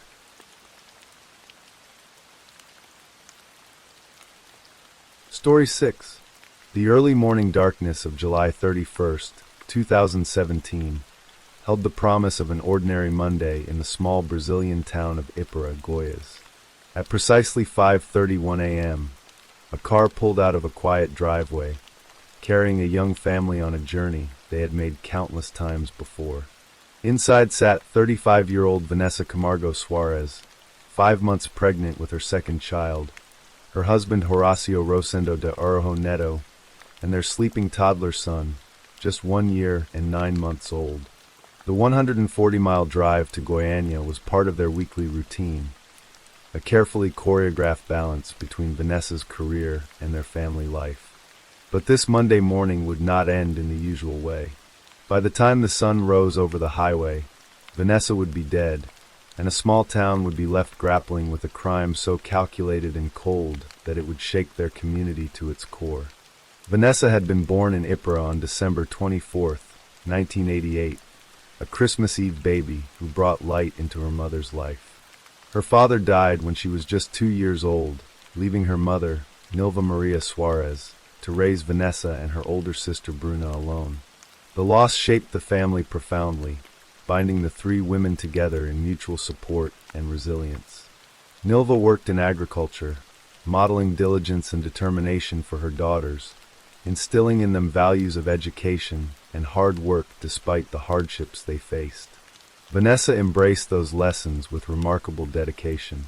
After completing high school, she pursued higher education with a passion that impressed everyone who knew her. She earned a degree in biology from the State University of Goiás in 2009, then continued her studies, completing additional coursework in educational technology in 2011 and earning a degree in agricultural sciences in 2013. To those around her, Vanessa was a shining example of a young woman who balanced professional dedication with warmth and kindness in her personal life. She was bright, driven, and deeply dependable, someone who moved forward with quiet confidence and strong values. Vanessa and Horacio had been together for approximately 5 years before they married in 2014. At first glance, Horacio seemed like the ideal partner. Among friends and family, he came across as calm and well-mannered, never raising his voice or showing disrespect toward Vanessa in public. He appeared to be a stable, attentive man, the kind of partner who inspired confidence. Vanessa's loved ones were convinced she had made the right choice, that she had found someone with whom she could build a real home. But beneath the surface, there were cracks. Horacio was 35 years old at the time of the tragedy, and his life appeared closely tied to his family, especially his father, who exerted a strong influence over many aspects of the couple's married life. Outwardly, Horacio maintained the image of a responsible husband and caring father, but over time, troubling patterns emerged. There was a controlling nature, a dependency on his family's opinions, and an intense preoccupation with financial matters that went beyond normal concern. In 2015, the couple welcomed their first child, a son who became the center of their lives. Then, at the start of 2017, Vanessa discovered she was pregnant again, and doctors told her she was carrying a girl. The news brought her an extra kind of joy, and she proudly shared with her loved ones that she had chosen the name Isis for her daughter. Her dream of raising both a son and a daughter was coming true, and from the outside, it looked like the couple was building a stronger marriage and growing as a family. But the reality was far more complicated. Vanessa began feeling increasing pressure from her father-in-law, whose interference in their household affairs had become overbearing. On top of that, she and Horacio were arguing more frequently about the future, disagreements that signaled deeper tensions in the relationship. By spring 2017, just 4 months before the tragedy, Vanessa started talking about divorce. She explained to those close to her that she and Horacio could no longer see eye to eye on key issues, and that her father-in-law's constant interference had made family life intolerable. Vanessa's professional life was rooted in Goiânia, where she managed the commercial department of a store downtown. She oversaw sales operations, managed staff schedules, handled product displays, and reviewed financial reports. Contracts with suppliers, daily performance metrics, and cash handling procedures all required her direct involvement. While some responsibilities could be handled remotely, the key decisions were made on site, and the outcomes rested entirely on her shoulders. The distance between her home in Ypres and the store in Goiânia was about 140 miles, roughly a 4-hour drive depending on road conditions. The route was not easy, with limited infrastructure that meant every trip had to be carefully planned. Every Sunday night, the family packed everything they needed: work materials, documents, clothes, baby items, and a small medical kit. Early Monday morning, they would hit the road so Vanessa could be at the store when it opened. The family stayed in Goiânia through Thursday, then made the trip back to Ypres. Pregnancy did not change Vanessa's standards at work. She carefully managed her workload, delegated tasks to her lead shift supervisor, and planned her doctor's appointments in advance. Her schedule was arranged to avoid late-night drives and unnecessary strain. When needed, Horacio stepped in for logistics, handling grocery shopping, daycare runs, and household errands. Family members back in Ypres filled in when the couple was in town, helping with home responsibilities. On paper, the setup looked manageable. 4 days in the city, 3 back home. But in reality, every weekly cycle required flawless planning, and one misstep could throw everything off. Despite the mounting exhaustion, Vanessa stayed focused. Her goals were clear: maintain her position, grow professionally, and secure steady income. A career in the capital offered opportunities that simply did not exist back home. What Vanessa's family did not know at the time was that certain financial arrangements had been put in place, details that would later become critical in understanding what happened on that highway. Vanessa had 2 life insurance policies in her name, one for 300,000 reais and another for 86,000 reais. At the time, these were viewed as practical safeguards, a responsible financial step for a young family.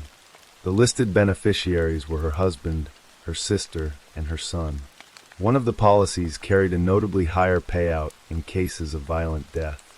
No one suspected these policies might be tied to something darker, but as investigators would later determine, the insurance money represented a powerful motive.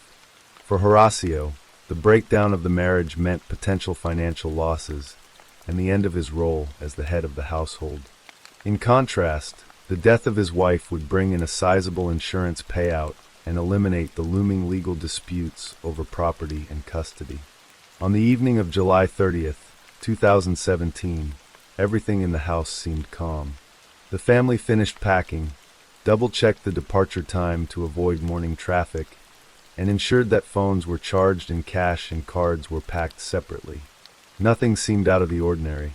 Before bed, Vanessa checked on their son, confirming he had no fever and that bottles and snacks were prepared in case he woke up. That night, there were no complaints. They woke up early and quietly, not wanting to disturb the baby. They checked the weather and traffic conditions, set their arrival time using GPS. Everything lined up with their usual plan. Their son was gently carried to the car and buckled into his seat with a blanket and spare clothes nearby. A bag with water, wipes, and essential medicine was packed separately. Vanessa sat in the front, buckled in, and confirmed with Horacio which route would be best that morning. At 5:31 a.m., their car pulled out of the driveway. The streets were still quiet, traffic lights on short cycles, and there was no congestion. GPS gave them an arrival time that matched Vanessa's scheduled work meetings. Everything was moving like clockwork. The first few miles passed without issue. They maintained a safe speed, with no stops planned until they reached a better-equipped rest area. Inside the car, it was quiet. Their son was still asleep. Vanessa answered a couple of work-related messages, and then put her phone away.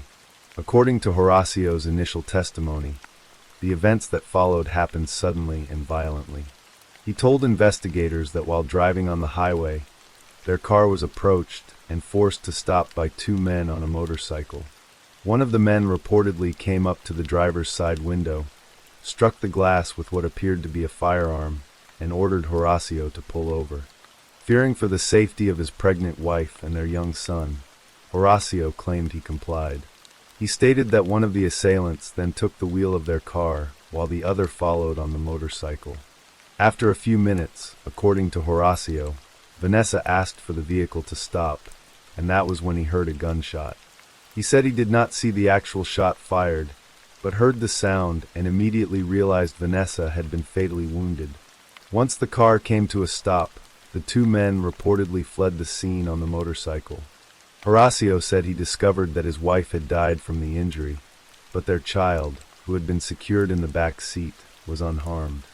Around that time, another driver noticed the vehicle parked on the side of the road along with a man waving his arms for help. That driver stopped and contacted emergency services. Paramedics arrived quickly and pronounced Vanessa deceased from a gunshot wound to the head. There were no signs of a struggle on her body, and no other injuries were documented. The child was taken into protective care by authorities and later released to family members. Crime scene investigators documented the scene meticulously. They took photographs, noted the position of the seats, confirmed the presence of a child safety seat, and created a full diagram of the area. The highway lane was temporarily closed, and the area was marked with police tape. Their report included the time of the emergency call and response, the condition of the vehicle's interior, seatbelt usage, the pregnancy, and the absence of any shell casings or firearms. Critically, no visible damage to the window or vehicle body was found, despite Horacio's claims that the glass had been struck. Initial questioning of Horacio took place right there at the scene. His version was brief. Two men on a motorcycle hit the glass, ordered them down, fired a gunshot, then ran. At the station, he repeated his account, but added that he had not seen the attackers' faces, could not recall what they were wearing, did not recognize the make of the motorcycle, and could not identify the weapon. He insisted he acted under duress and had no other options. Vanessa was laid to rest in Ypres. At the funeral, Horacio appeared distraught. He stayed close to Vanessa's mother and sister, repeatedly apologizing, saying he had failed to protect her. The family mourned quietly, offering no open accusations. To the outside world, he remained a man who had survived a roadside attack and the loss of his wife and unborn daughter. After the funeral, investigators began systematically verifying Horacio's story, and cracks quickly appeared. Their first step was checking traffic cameras and surveillance footage from nearby gas stations. At the specified time, only one motorcycle was recorded on that stretch of road, ridden by a lone individual who turned off soon after. That rider was identified and their alibi confirmed. No other motorcycles were seen in the area. The driver who called emergency services provided critical timing details. According to his account, he only saw the family's vehicle and a man standing by the roadside. There was no sign of any other individuals nearby. Comparing the time he stopped with when the incident supposedly occurred revealed a gap too short for two unknown assailants to have fled the scene unnoticed. The vehicle was then subjected to a thorough forensic examination. No marks or impact damage were found on the windows or frame. No evidence supported the claim that the glass had been struck with a hard object. The interior showed no signs of a struggle. A ballistics report confirmed the shot had been fired at close range. Speed camera data showed the car had been moving steadily, making it unlikely that a motorcyclist could have pulled alongside and attacked as described. Phone records and GPS tracking confirmed that at the time of the incident, there were only 3 people in the car: Vanessa, her husband, and their child. The emergency call came solely from the other driver, who had pulled over after the fact. There was no evidence of contact with any third parties during the critical window of time. One of the most pivotal steps in the investigation was the forensic blood analysis. Investigators closely examined blood traces found inside the vehicle on seats, panels, and clothing. Special focus was given to the shape and location of the bloodstains to determine how they ended up there. The findings from this analysis contradicted Horacio's testimony, in which he claimed he was lying on the floor at the time the shot was fired. Traces of blood were found on Horacio's clothing, tiny droplets across his chest and sleeves. This kind of spatter pattern typically forms when a person is very close to the point of injury at the exact moment a shot is fired. If Horacio had truly been lying on the floor, as he claimed, the droplets could not have reached those parts of his clothes. The blood distribution clearly indicated that he was near the victim at the level of her head when the shot went off. Even more telling were the blood traces found on the driver's seat. Forensic analysis revealed the direction of the shot and the shooter's position. The results were conclusive. At the moment of the gunfire, Horacio was sitting behind the wheel. That finding completely dismantled his claim that an unknown attacker had been driving. Investigators also reconstructed Vanessa's position when the fatal shot occurred. Her arms and legs were crossed, and her head rested gently against the side window. That posture suggested she had been asleep. The absence of defensive wounds or signs of struggle confirmed that the attack came without warning when she was completely relaxed. That effectively ruled out the version of an external ambush. Another key clue came from the blood spatter on the front dashboard.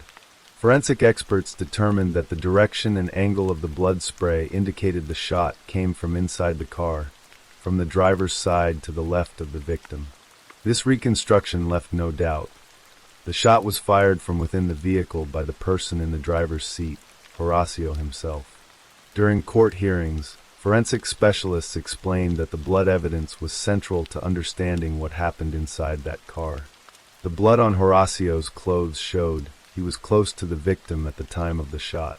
The blood patterns on the driver's seat showed exactly where he was sitting. And Vanessa's peaceful position proved she had not resisted or even realized what was about to happen.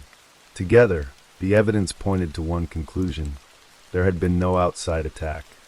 Investigators also dug deeper into the family's background.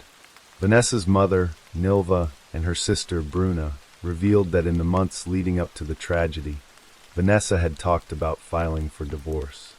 She had expressed frustration with her father-in-law's constant interference and the growing tension at home. These statements contradicted the image of a happy family that Horacio had presented. A financial review uncovered the 2 life insurance policies in Vanessa's name. This detail was flagged by investigators as a potential motive. Investigators identified 3 interconnected motives that led Horacio to commit the crime. The first was financial, stemming from the potential payout from Vanessa's life insurance policies. The second was material, connected to his fear of losing assets and custody arrangements if the marriage ended. And the third was psychological, the need for control, his refusal to let Vanessa make her own choices, particularly her decision to move forward with a divorce. The prosecution's final version of events laid out a clear picture. Financial gain combined with a desire to maintain control over family decisions served as the main driving forces behind the crime. For Horacio, the breakdown of the marriage meant potential financial losses and the end of his role as the head of the household. In contrast, the death of his wife would bring in a sizable insurance payout and eliminate the looming legal disputes over property and custody. Forensic experts emphasized that this act was not impulsive. It was cold, calculated, and selfish, eliminating a partner to avoid the consequences of divorce and to keep control of resources. One of the most damning pieces of evidence came from the timeline established through cell tower data and GPS tracking. It showed that the vehicle continued driving for approximately 40 minutes after Vanessa had already suffered the fatal gunshot wound. During this time, investigators believe Horacio had the opportunity to dispose of the weapon. The firearm was never recovered. Searches of roadside ditches, drains, and nearby bodies of water yielded nothing. But the absence of the weapon did not undermine the case. Ballistics analysis reconstructed the trajectory of the shot using the wound path and microscopic residue found inside the car. The theory that someone fired from outside the vehicle was not supported by a single shred of physical evidence. When investigators searched Horacio's residence, they found ammunition matching the caliber of the bullet used in the shooting. Forensics linked the markings, shell geometry, and batch codes to the same type of round recovered from the crime scene. Although they could not perform a conclusive match between the bullet and a specific gun since no firearm was found, the forensic compatibility further strengthened the prosecution's argument. This case stretched on for years, becoming a massive investigation that filled over 14 volumes of documents. Meanwhile, the court also had to address custody of Vanessa's young son. Her mother, Nilva, and sister, Bruna, fought for legal guardianship. At first, the court granted temporary custody. Eventually, a final ruling awarded full custody to Vanessa's family, citing the need to protect the child's safety and ensure a stable upbringing. The first courtroom session concluded on November 7, 2020. Due to the pandemic, the trial, jury and all, was streamed online, allowing residents from the community to follow each step of the proceedings. The jury was selected through a random draw, with both legal teams allowed to make challenges before arguments began. The prosecution laid out its case with powerful evidence, a detailed blood spatter analysis, ballistic findings proving the shot was fired from close range, no signs of outside intrusion or struggle, a comprehensive breakdown of the vehicle's movements, the delayed emergency call, and the suspicious terms of the life insurance policies, all building toward a compelling narrative of premeditated murder. The defense built its case around the claim that an external attack had taken place, denying Horacio's involvement in the fatal shot. Their argument centered on his supposed inability to resist and the state of shock he allegedly experienced afterward. The court allowed the defense full procedural rights. They were permitted to question forensic experts, propose alternate interpretations of the bullet's trajectory, and challenge the prosecution's reading of the evidence. Still, contradictions in Horacio's own statements conflicting with the physical evidence, combined with the clear financial motive, eroded any credibility the defense's version might have had. The jury ultimately found Horacio Rosendo de Araujo guilty on the main charges: the murder of his wife under aggravating circumstances, resulting in the death of their unborn daughter, and committing the act in the presence of a small child, an additional aggravating factor under law. The judge sentenced him to 29 years, 6 months, and 20 days in prison to be served in a facility appropriate for the crime's severity. The court also noted that Horacio had used prohibited methods to conceal evidence and attempted to stage the crime scene to mislead investigators. The verdict was announced publicly. Vanessa's family saw the ruling as long-awaited justice. In Ypres, citizens held marches and vigils in her memory, honoring both Vanessa and her unborn child. For a town that had lived under the weight of this case for years, the verdict felt like closure and a message that truth had prevailed.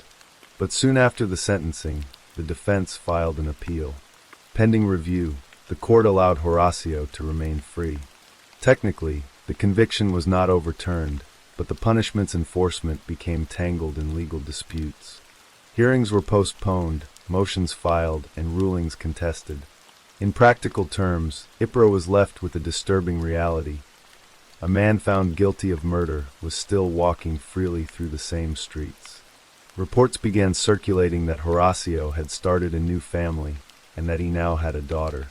Those rumors reignited deep resentment among the community, especially among those who had loved and supported Vanessa.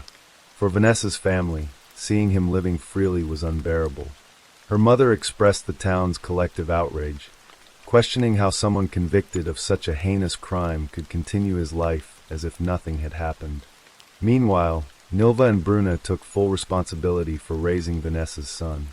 They focused on providing stability, a strong educational foundation, and emotional protection, shielding him from the trauma of his past until he is old enough to understand. Yet one question continued to echo through Ypres, a question no legal document could truly answer. How can a man found guilty of such a crime still be free? Legal experts explained it as a byproduct of Brazil's appeals system and constitutional rights ensuring due process. But for the people of Ipera, it felt like something far simpler, an unbridgeable gap between the letter of the law and the common sense of justice. Vanessa Camargo was more than a victim, more than a headline in a true crime story. She was a daughter who lost her father at 2 years old, but grew up to honor his memory through her own strength and determination. She was a sister who shared an unbreakable bond with Bruna, who stood by her through every challenge. She was a mother who loved her son with fierce devotion, and who dreamed of holding her daughter Isis in her arms. She was a professional who refused to let distance or difficulty stop her from building a career and securing her family's future. She was a woman who made the difficult decision to leave an unhappy marriage, who stood up for herself even when it meant confronting the expectations and interference of those who wanted to control her. On that July morning in 2017, as Vanessa sat in the passenger seat of a car driven by her husband, she was sleeping peacefully, perhaps dreaming of the future she was trying to build for herself and her children. She never knew what was coming. She never had a chance to defend herself, to scream, to run, to fight back. The man she had trusted, the father of her children, the person who should have protected her, took her life in a single, calculated moment while their toddler son sat strapped in his car seat just feet away. The shot that killed Vanessa also killed her unborn daughter, Isis, the little girl she would never get to meet. The tragedy that unfolded on that highway was not a random act of violence. It was not an attack by strangers or a robbery gone wrong. It was murder, plain and simple, committed by someone who valued money and control more than the life of the woman who had given him a family. The forensic evidence left no room for doubt. The blood on Horacio's clothing, the patterns on the driver's seat, the trajectory of the bullet, the absence of any external attacker, all pointed to the same inescapable conclusion. For the people of Ipera, Vanessa's case became a symbol of something larger, a reminder of the violence that can hide behind closed doors and pleasant facades. Her death sparked conversations about domestic violence, about financial abuse, about the ways controlling partners isolate and manipulate their victims. It forced the community to confront uncomfortable truths about how easy it is to overlook warning signs, to assume that a calm exterior means everything is fine. Vanessa's mother and sister carry her memory forward every day, not just in their grief, but in their determination to raise her son with love and to keep fighting for justice. They want the world to know that Vanessa was not defined by how she died, but by how she lived with courage, with purpose, with dreams for a better future. As the legal appeals continue and the painful reality of Horacio's freedom persists, one truth remains constant. Vanessa Camargo Suarez deserved better. She deserved a partner who respected her, a marriage built on equality rather than control, and the chance to watch her children grow up. Instead, her life was stolen on a quiet highway at dawn, and a community was left to grieve for the woman, the mother, and the unborn child who were lost that terrible July morning. Story 7. The warm Florida sunshine filtered through the windows of the new house in Land O'Lakes, casting golden light across empty rooms waiting to be filled with furniture and memories. For 47-year-old Galen Eugene Thurneau, known to everyone as Gene, this house represented something profound. A fresh start, a second chance at happiness after the painful dissolution of his first marriage. November 1st, 2006, should have been a day of celebration, an opportunity to share his new beginning with friends who had become part of his Florida life. Gene Thurneau had taken a winding path to arrive at this moment. An Air Force veteran who had served his country with distinction, he had built a successful career as an air traffic controller, a profession demanding precision, calm under pressure, and absolute reliability.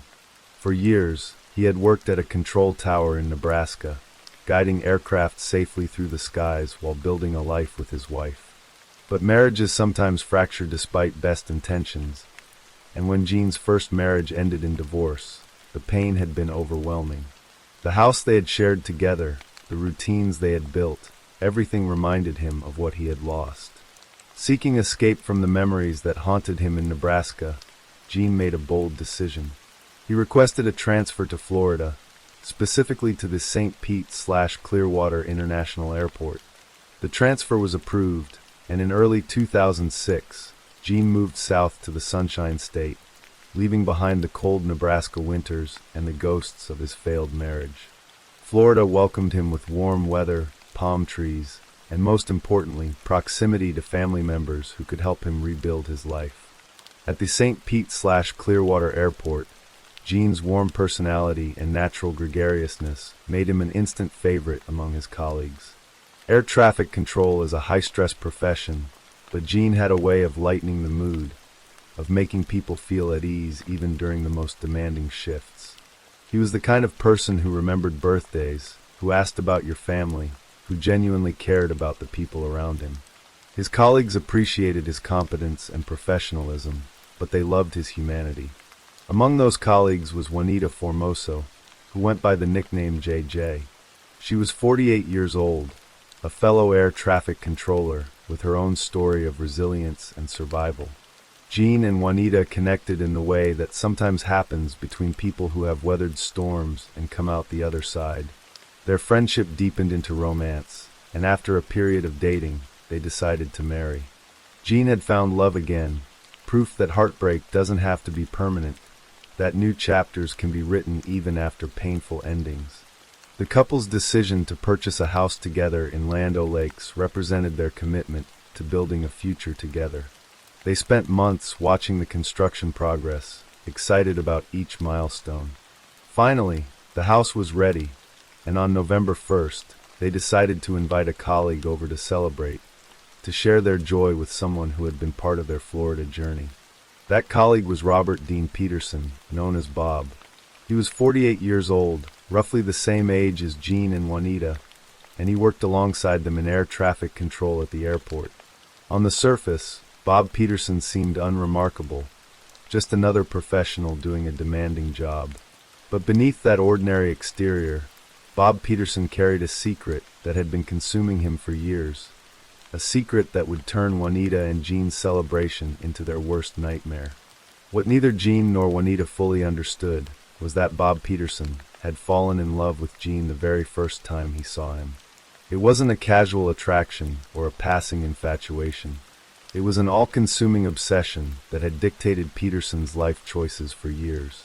When Gene had transferred from Nebraska to Florida, Peterson had followed him, also requesting a transfer to the St. Pete/Clearwater Airport. He told people he wanted a change of scenery, but the truth was simpler and more troubling. He couldn't bear to be separated from Gene Thurneau. Peterson's obsession manifested in behaviors that, in retrospect, were clear warning signs. He followed Gene around constantly, always finding excuses to be near him, to be part of his life. When Gene sold the furnished home he had owned before marrying Juanita, Peterson bought it. He wasn't just buying a house, he was buying a piece of Gene's history, a physical space where Gene had lived and breathed.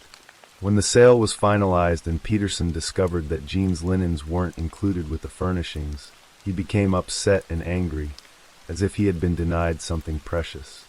Juanita noticed Peterson's behavior and found it odd. He seemed to hover around Gene, always watching, always present. But she rationalized it, telling herself that Peterson was probably just lonely, that he was seeking friendship in a new place.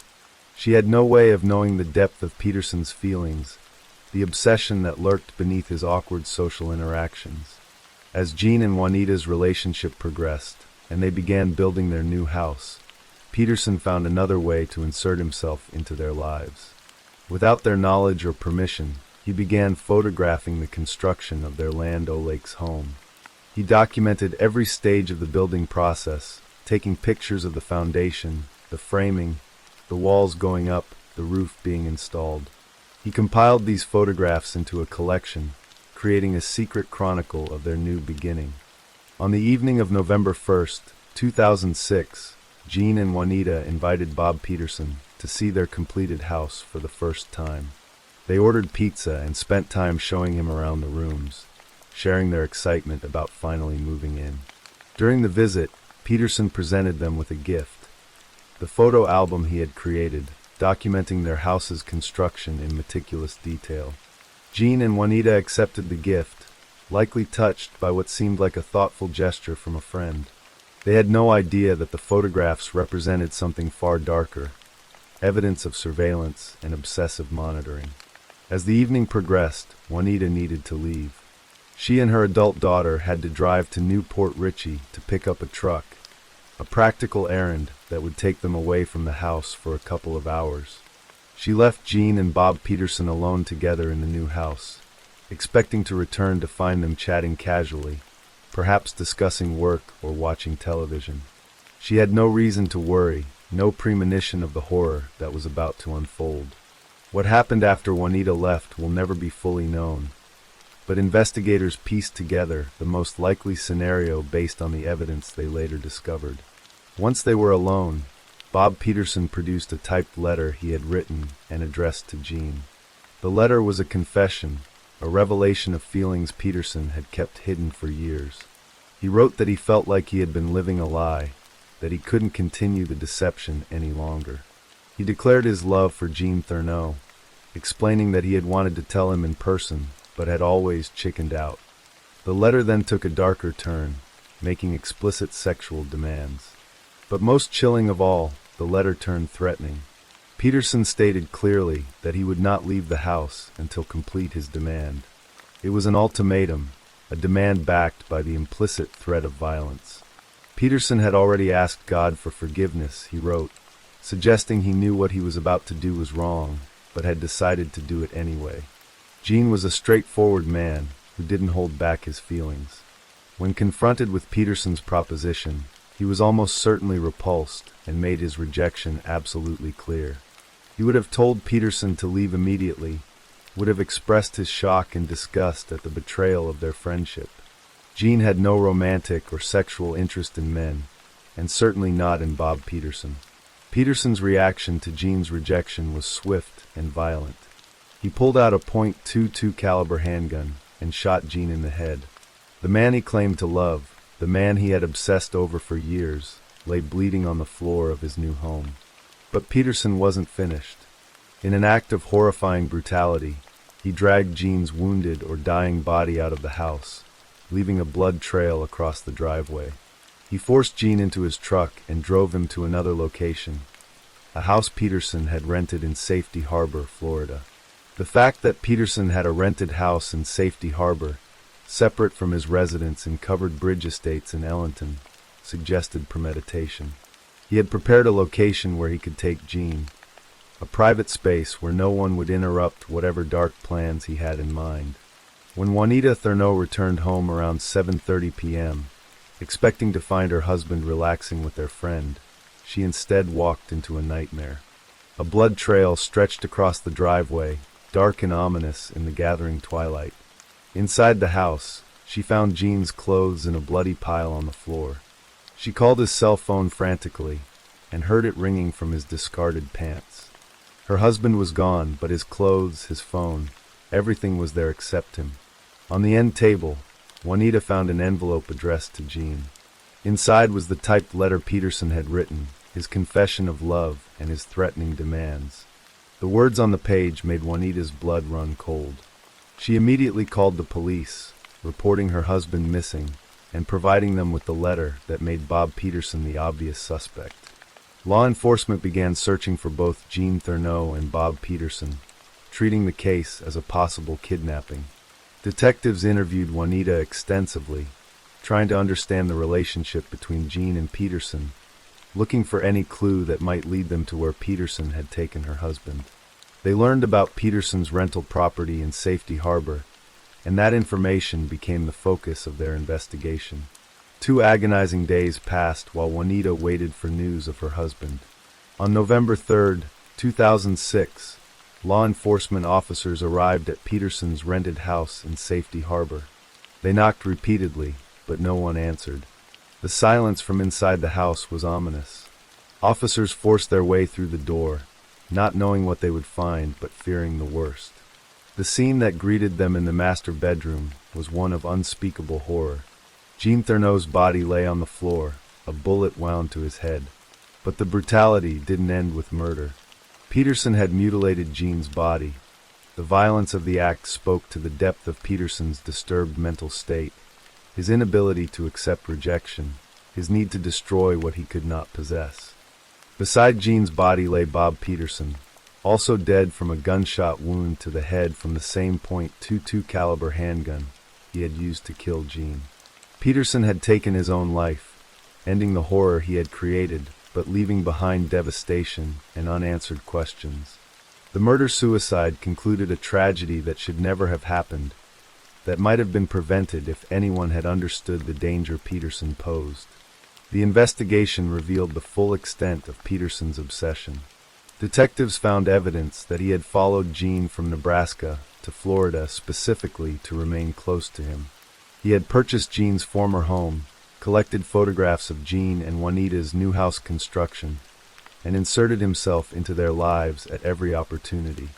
His brother Anthony later told investigators that Bob had not hidden the fact that he was gay and spoke of Jean Thurneau often, though he never indicated they had any kind of relationship. The obsession had been one-sided, fueled entirely by Peterson's imagination and desires. Anthony Peterson also expressed shock at his brother's capacity for violence. "I didn't even think he had a gun," he said. "I didn't think he was capable of doing it.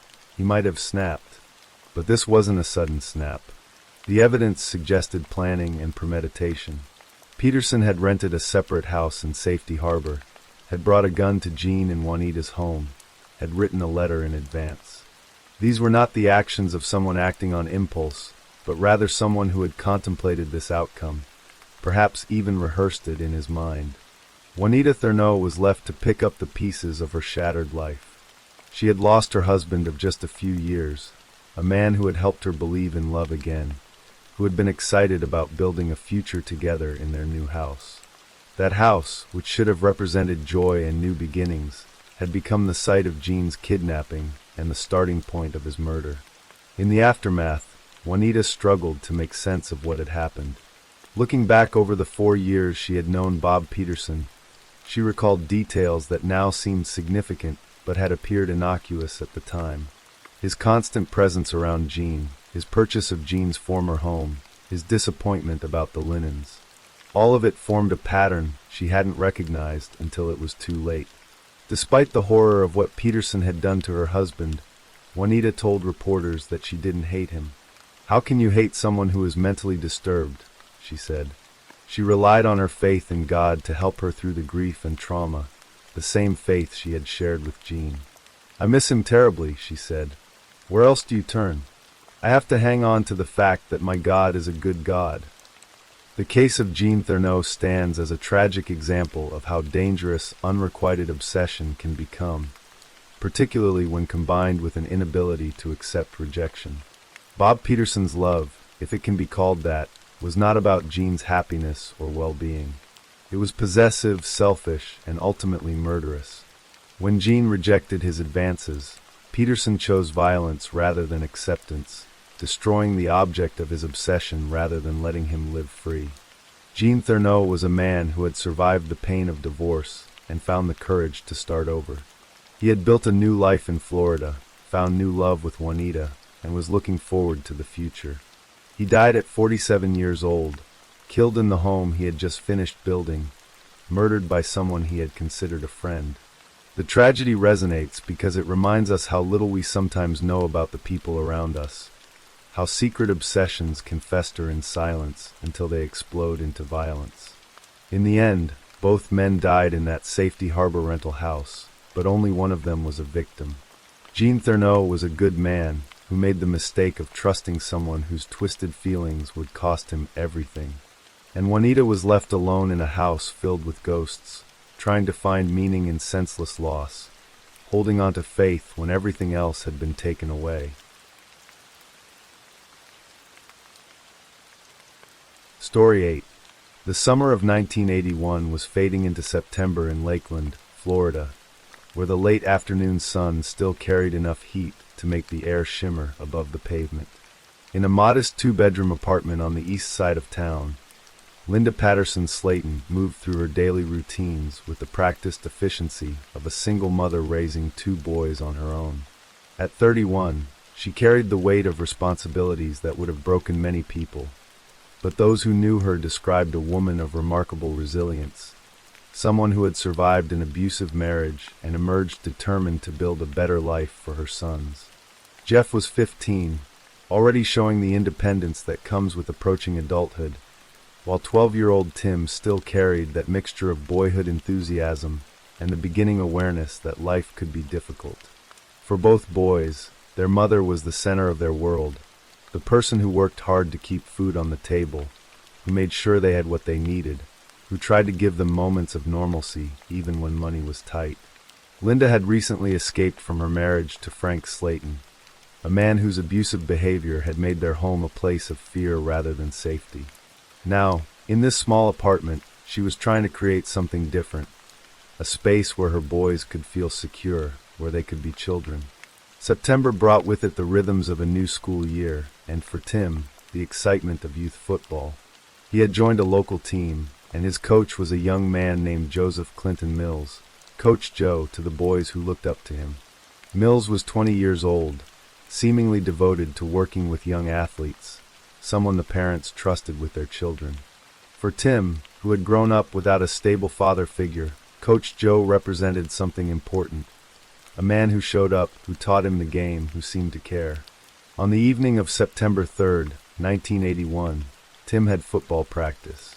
When it ended, Coach Joe offered to give him a ride home, a kindness that seemed entirely ordinary. Mills pulled up to the apartment complex, and Linda came out to his car to thank him for bringing her son home safely. It was a brief interaction, a mother expressing gratitude to the man who coached her son, nothing more. Tim climbed out of the car, and Mills drove away into the gathering dusk. That night, the Slayton family had plans to attend a party at a neighbor's apartment. It was the kind of casual gathering that dotted suburban life. Neighbors getting together, children playing, adults talking over drinks. Jeff had already left earlier to spend time with his grandparents. Linda and Tim went to the party next door, and for a few hours, there was laughter and conversation, the ordinary sounds of people trying to enjoy the end of a summer evening. Around 11 o'clock, Linda told Tim it was time to head home. They walked the short distance back to their apartment, and she sent her son to bed. Tim went to his room, exhausted from practice and the long day, and fell asleep quickly. Jeff had returned from his grandparents and was sleeping on a cot in the living room. Linda said goodnight to her boys, closed her bedroom door, and prepared for bed, unaware that someone was already waiting for her in the darkness. Joseph Mills had returned.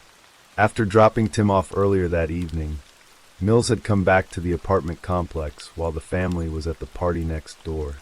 He had removed the screen from Linda's bedroom window, climbed inside, and concealed himself in her closet.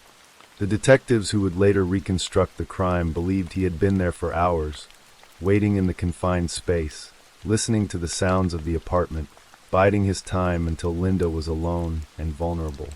When she entered her bedroom and closed the door, Mills emerged from his hiding place. What followed was an attack of horrifying brutality. He overpowered her, and despite her desperate struggle to defend herself, he physically assaulted her. Linda fought. The lacerations on her neck would testify to her frantic attempts to pull the wire coat hanger away as Mills wrapped it around her throat and twisted it tighter and tighter. She clawed at the wire, trying to breathe, trying to live, but Mills continued to strangle her until her body went still. In the other rooms, her sons slept on, hearing nothing. The walls of the small apartment, the closed doors, the exhaustion of youth, all of it conspired to keep them unaware that their mother was being murdered just feet away. Mills left the same way he had entered, climbing back out through the bedroom window and disappearing into the night. Linda's body remained in her bed, partially nude, the wire hanger still wrapped around her neck, her bedroom window open to the humid Florida air. The next morning, September 4th, 1981, Linda's sister arrived at the apartment. When she received no answer to her knocks, she entered and made her way toward Linda's bedroom. What she found would haunt her for the rest of her life. She immediately called the police, her voice likely breaking as she tried to explain what she was seeing. The crackle of police radios filled the small apartment as officers from the Lakeland Police Department arrived and secured the scene. Sergeant Edgar Pickett was among the first responders, and he would later recall the overwhelming sense of tragedy that permeated that morning.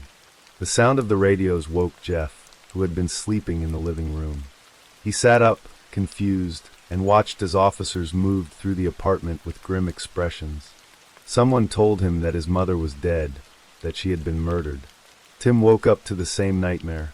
The boys were suddenly alone in a world that had become incomprehensible. Their mother, the person who had protected them, who had fought to give them a better life, was gone. And they had been sleeping just rooms away when it happened, unable to hear her cries, unable to save her. Sergeant Pickett looked at Linda's sons that morning and felt a deep determination settle over him. He had children of his own, and the thought of what these boys were experiencing cut through his professional detachment. He wanted to solve this case. He needed to solve it for them. The investigation began immediately. Detectives photographed the crime scene, noting the removed window screen, the position of Linda's body, the wire hanger that had been used as a murder weapon, an item taken from her own closet. They collected a rape kit, carefully preserving biological evidence that they hoped would lead them to the killer. They lifted a palm print from the window ledge where the intruder had entered. Investigators interviewed dozens of people. Linda's abusive ex-husband, Frank Slayton, became a person of interest. They questioned neighbors, friends, anyone who might have had contact with Linda. In a heartbreaking turn, even Jeff became a suspect for a time, subjected to repeated interrogations by police who were desperate for answers. "Lakeland police, they was interrogating me all the time," Jeff would later recall, describing the added trauma of being treated as a potential killer of his own mother. One person who was briefly questioned was Joseph Mills. Just one day after the murder, detectives called him on the phone.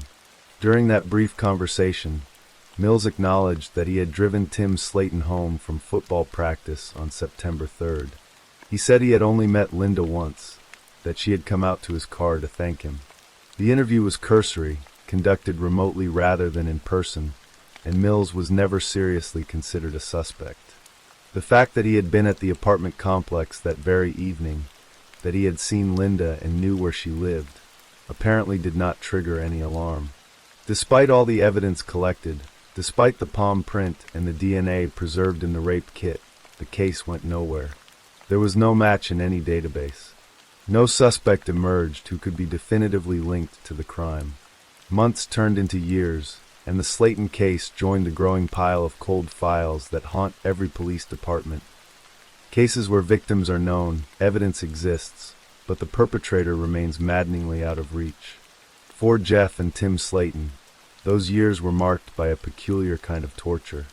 They lived with the knowledge that their mother's killer was still out there, walking free, perhaps living nearby, perhaps even crossing paths with them on the street. The trauma of that morning never left them. Tim, in particular, carried additional burdens. Coach Joe had continued to be part of his life after the murder, maintaining the relationship as if nothing had happened. Tim had even kept photographs of himself with his football coach, images that would later take on a sinister meaning he could never have imagined. In 1998, a detective named Brad Grice took over the Slayton case. He represented a new generation of investigators who understood the potential of DNA technology, and he immediately sent the evidence from Linda's rape kit to the Florida Department of Law Enforcement Crime Lab. A year later, the lab developed a full DNA profile of Linda Slayton's killer. It was a major breakthrough, a genetic fingerprint that could definitively identify the murderer, if only they could find someone to match it to. Grice systematically collected DNA samples from prior persons of interest and submitted them for comparison. None matched. The profile sat in the database, waiting for a breakthrough that would not come for another 2 decades. That breakthrough arrived in 2018 when Parabon Nanolabs, a company specializing in genetic genealogy, reached out to the Florida Department of Law Enforcement.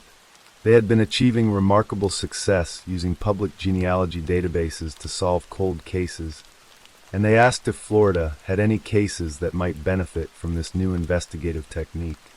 The Slayton case, with its carefully preserved evidence from 37 years earlier, was an ideal candidate. Cece Moore, head of Parabon's genetic genealogy unit, took on the case. Her team uploaded the killer's DNA profile to GEDmatch, a public database where people voluntarily share their genetic information in hopes of learning about their ancestry and finding distant relatives.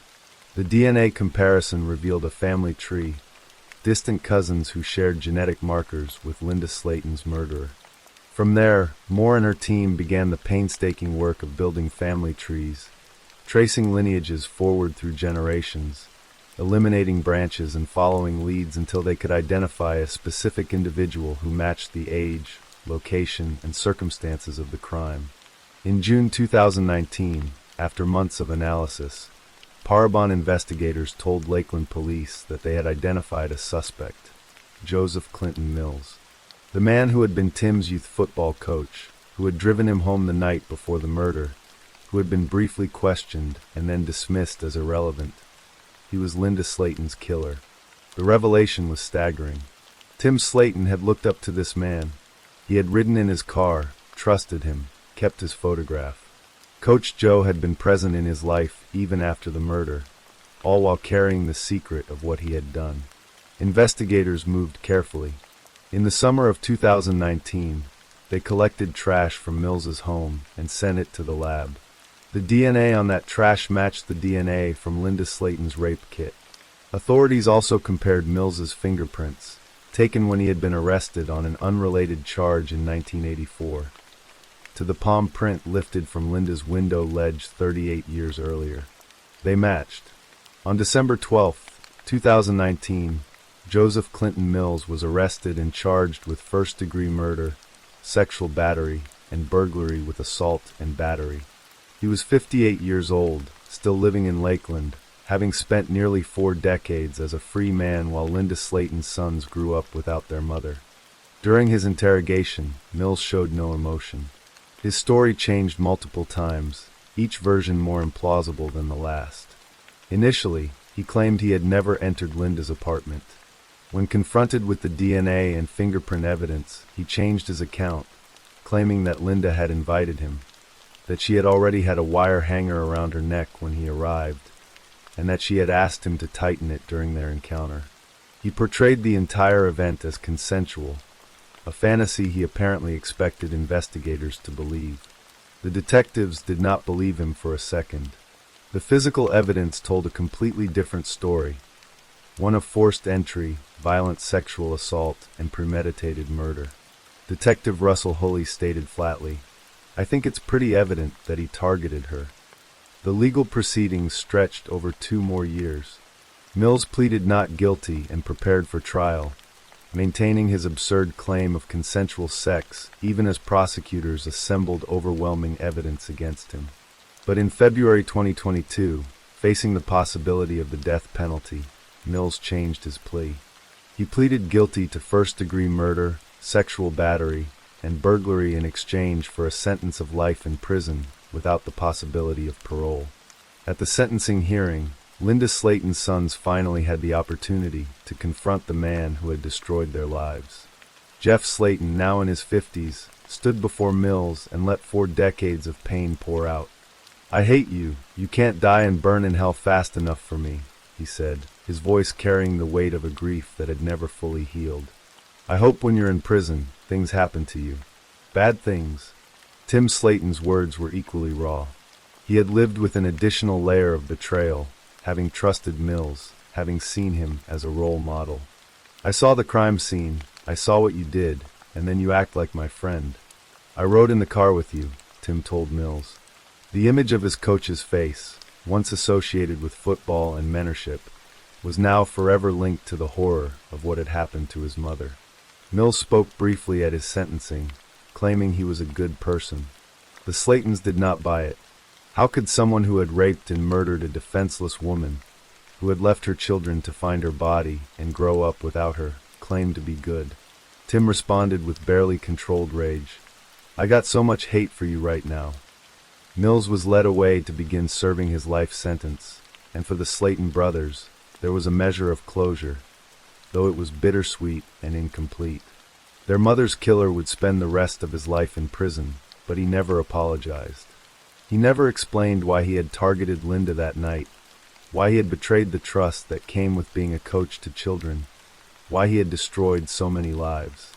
The case of Linda Slayton stands as a testament to both the long shadow cast by unsolved crimes and the remarkable power of modern forensic science. For 38 years, her sons lived in a state of suspended grief, knowing their mother had been murdered but unable to see justice served. They grew up haunted by questions, by the fear that the killer might strike again, by the awful possibility that they might never know the truth. The breakthrough came not from traditional detective work, though Brad Grice's dedication to preserving and pursuing the case was essential. It came from the intersection of genetic science and genealogy, from the painstaking work of analysts who could trace family trees through shared DNA and identify individuals separated by multiple generations. Without that technology, it is likely that Joseph Mills would have lived out his life as a free man, his terrible secret buried with him. In Lakeland, the apartment where Linda Slayton died has long since been occupied by other families, people who may or may not know the history that unfolded within those walls. The city has grown and changed, but for those who remember September 4th, 1981, the memory of that morning, of two boys waking to find their home filled with police, of a young mother whose life was stolen in the cruelest way, remains vivid. Linda Slayton was more than a victim in a cold case file. She was a survivor of domestic violence who had fought to build a better life for her children. She was a mother who worked hard, who loved her sons, who deserved to watch them grow up, graduate, marry, and have children of their own. Instead, she became a cautionary tale about the dangers that can lurk behind trusted faces, and a symbol of the importance of never giving up on justice, no matter how many years pass. Jeff and Tim Slayton carry their mother's memory forward, determined that she be remembered not just for how she died, but for who she was and what she fought to give them. They have spoken publicly about their experience, participating in documentaries and interviews, ensuring that Linda's story is told and that other families know that even decades-old cases can be solved. As Joseph Mills sits in prison, the legacy of his crime extends far beyond one brutal night in 1981. It encompasses the childhood stolen from two boys, the decades of fear and uncertainty that followed, and the countless moments of joy and connection that Linda Slayton never got to experience. It also encompasses the determination of investigators who refused to let the case die, and the scientists whose work brought a killer to justice nearly 4 decades after he thought he had gotten away with murder. In the end, Linda Slayton's story is one of violence and loss, but also of persistence, technological progress, and the unbreakable bonds between a mother and her sons, bonds that endured even through death and time, and that ultimately brought a measure of peace to a family that had waited far too long for answers.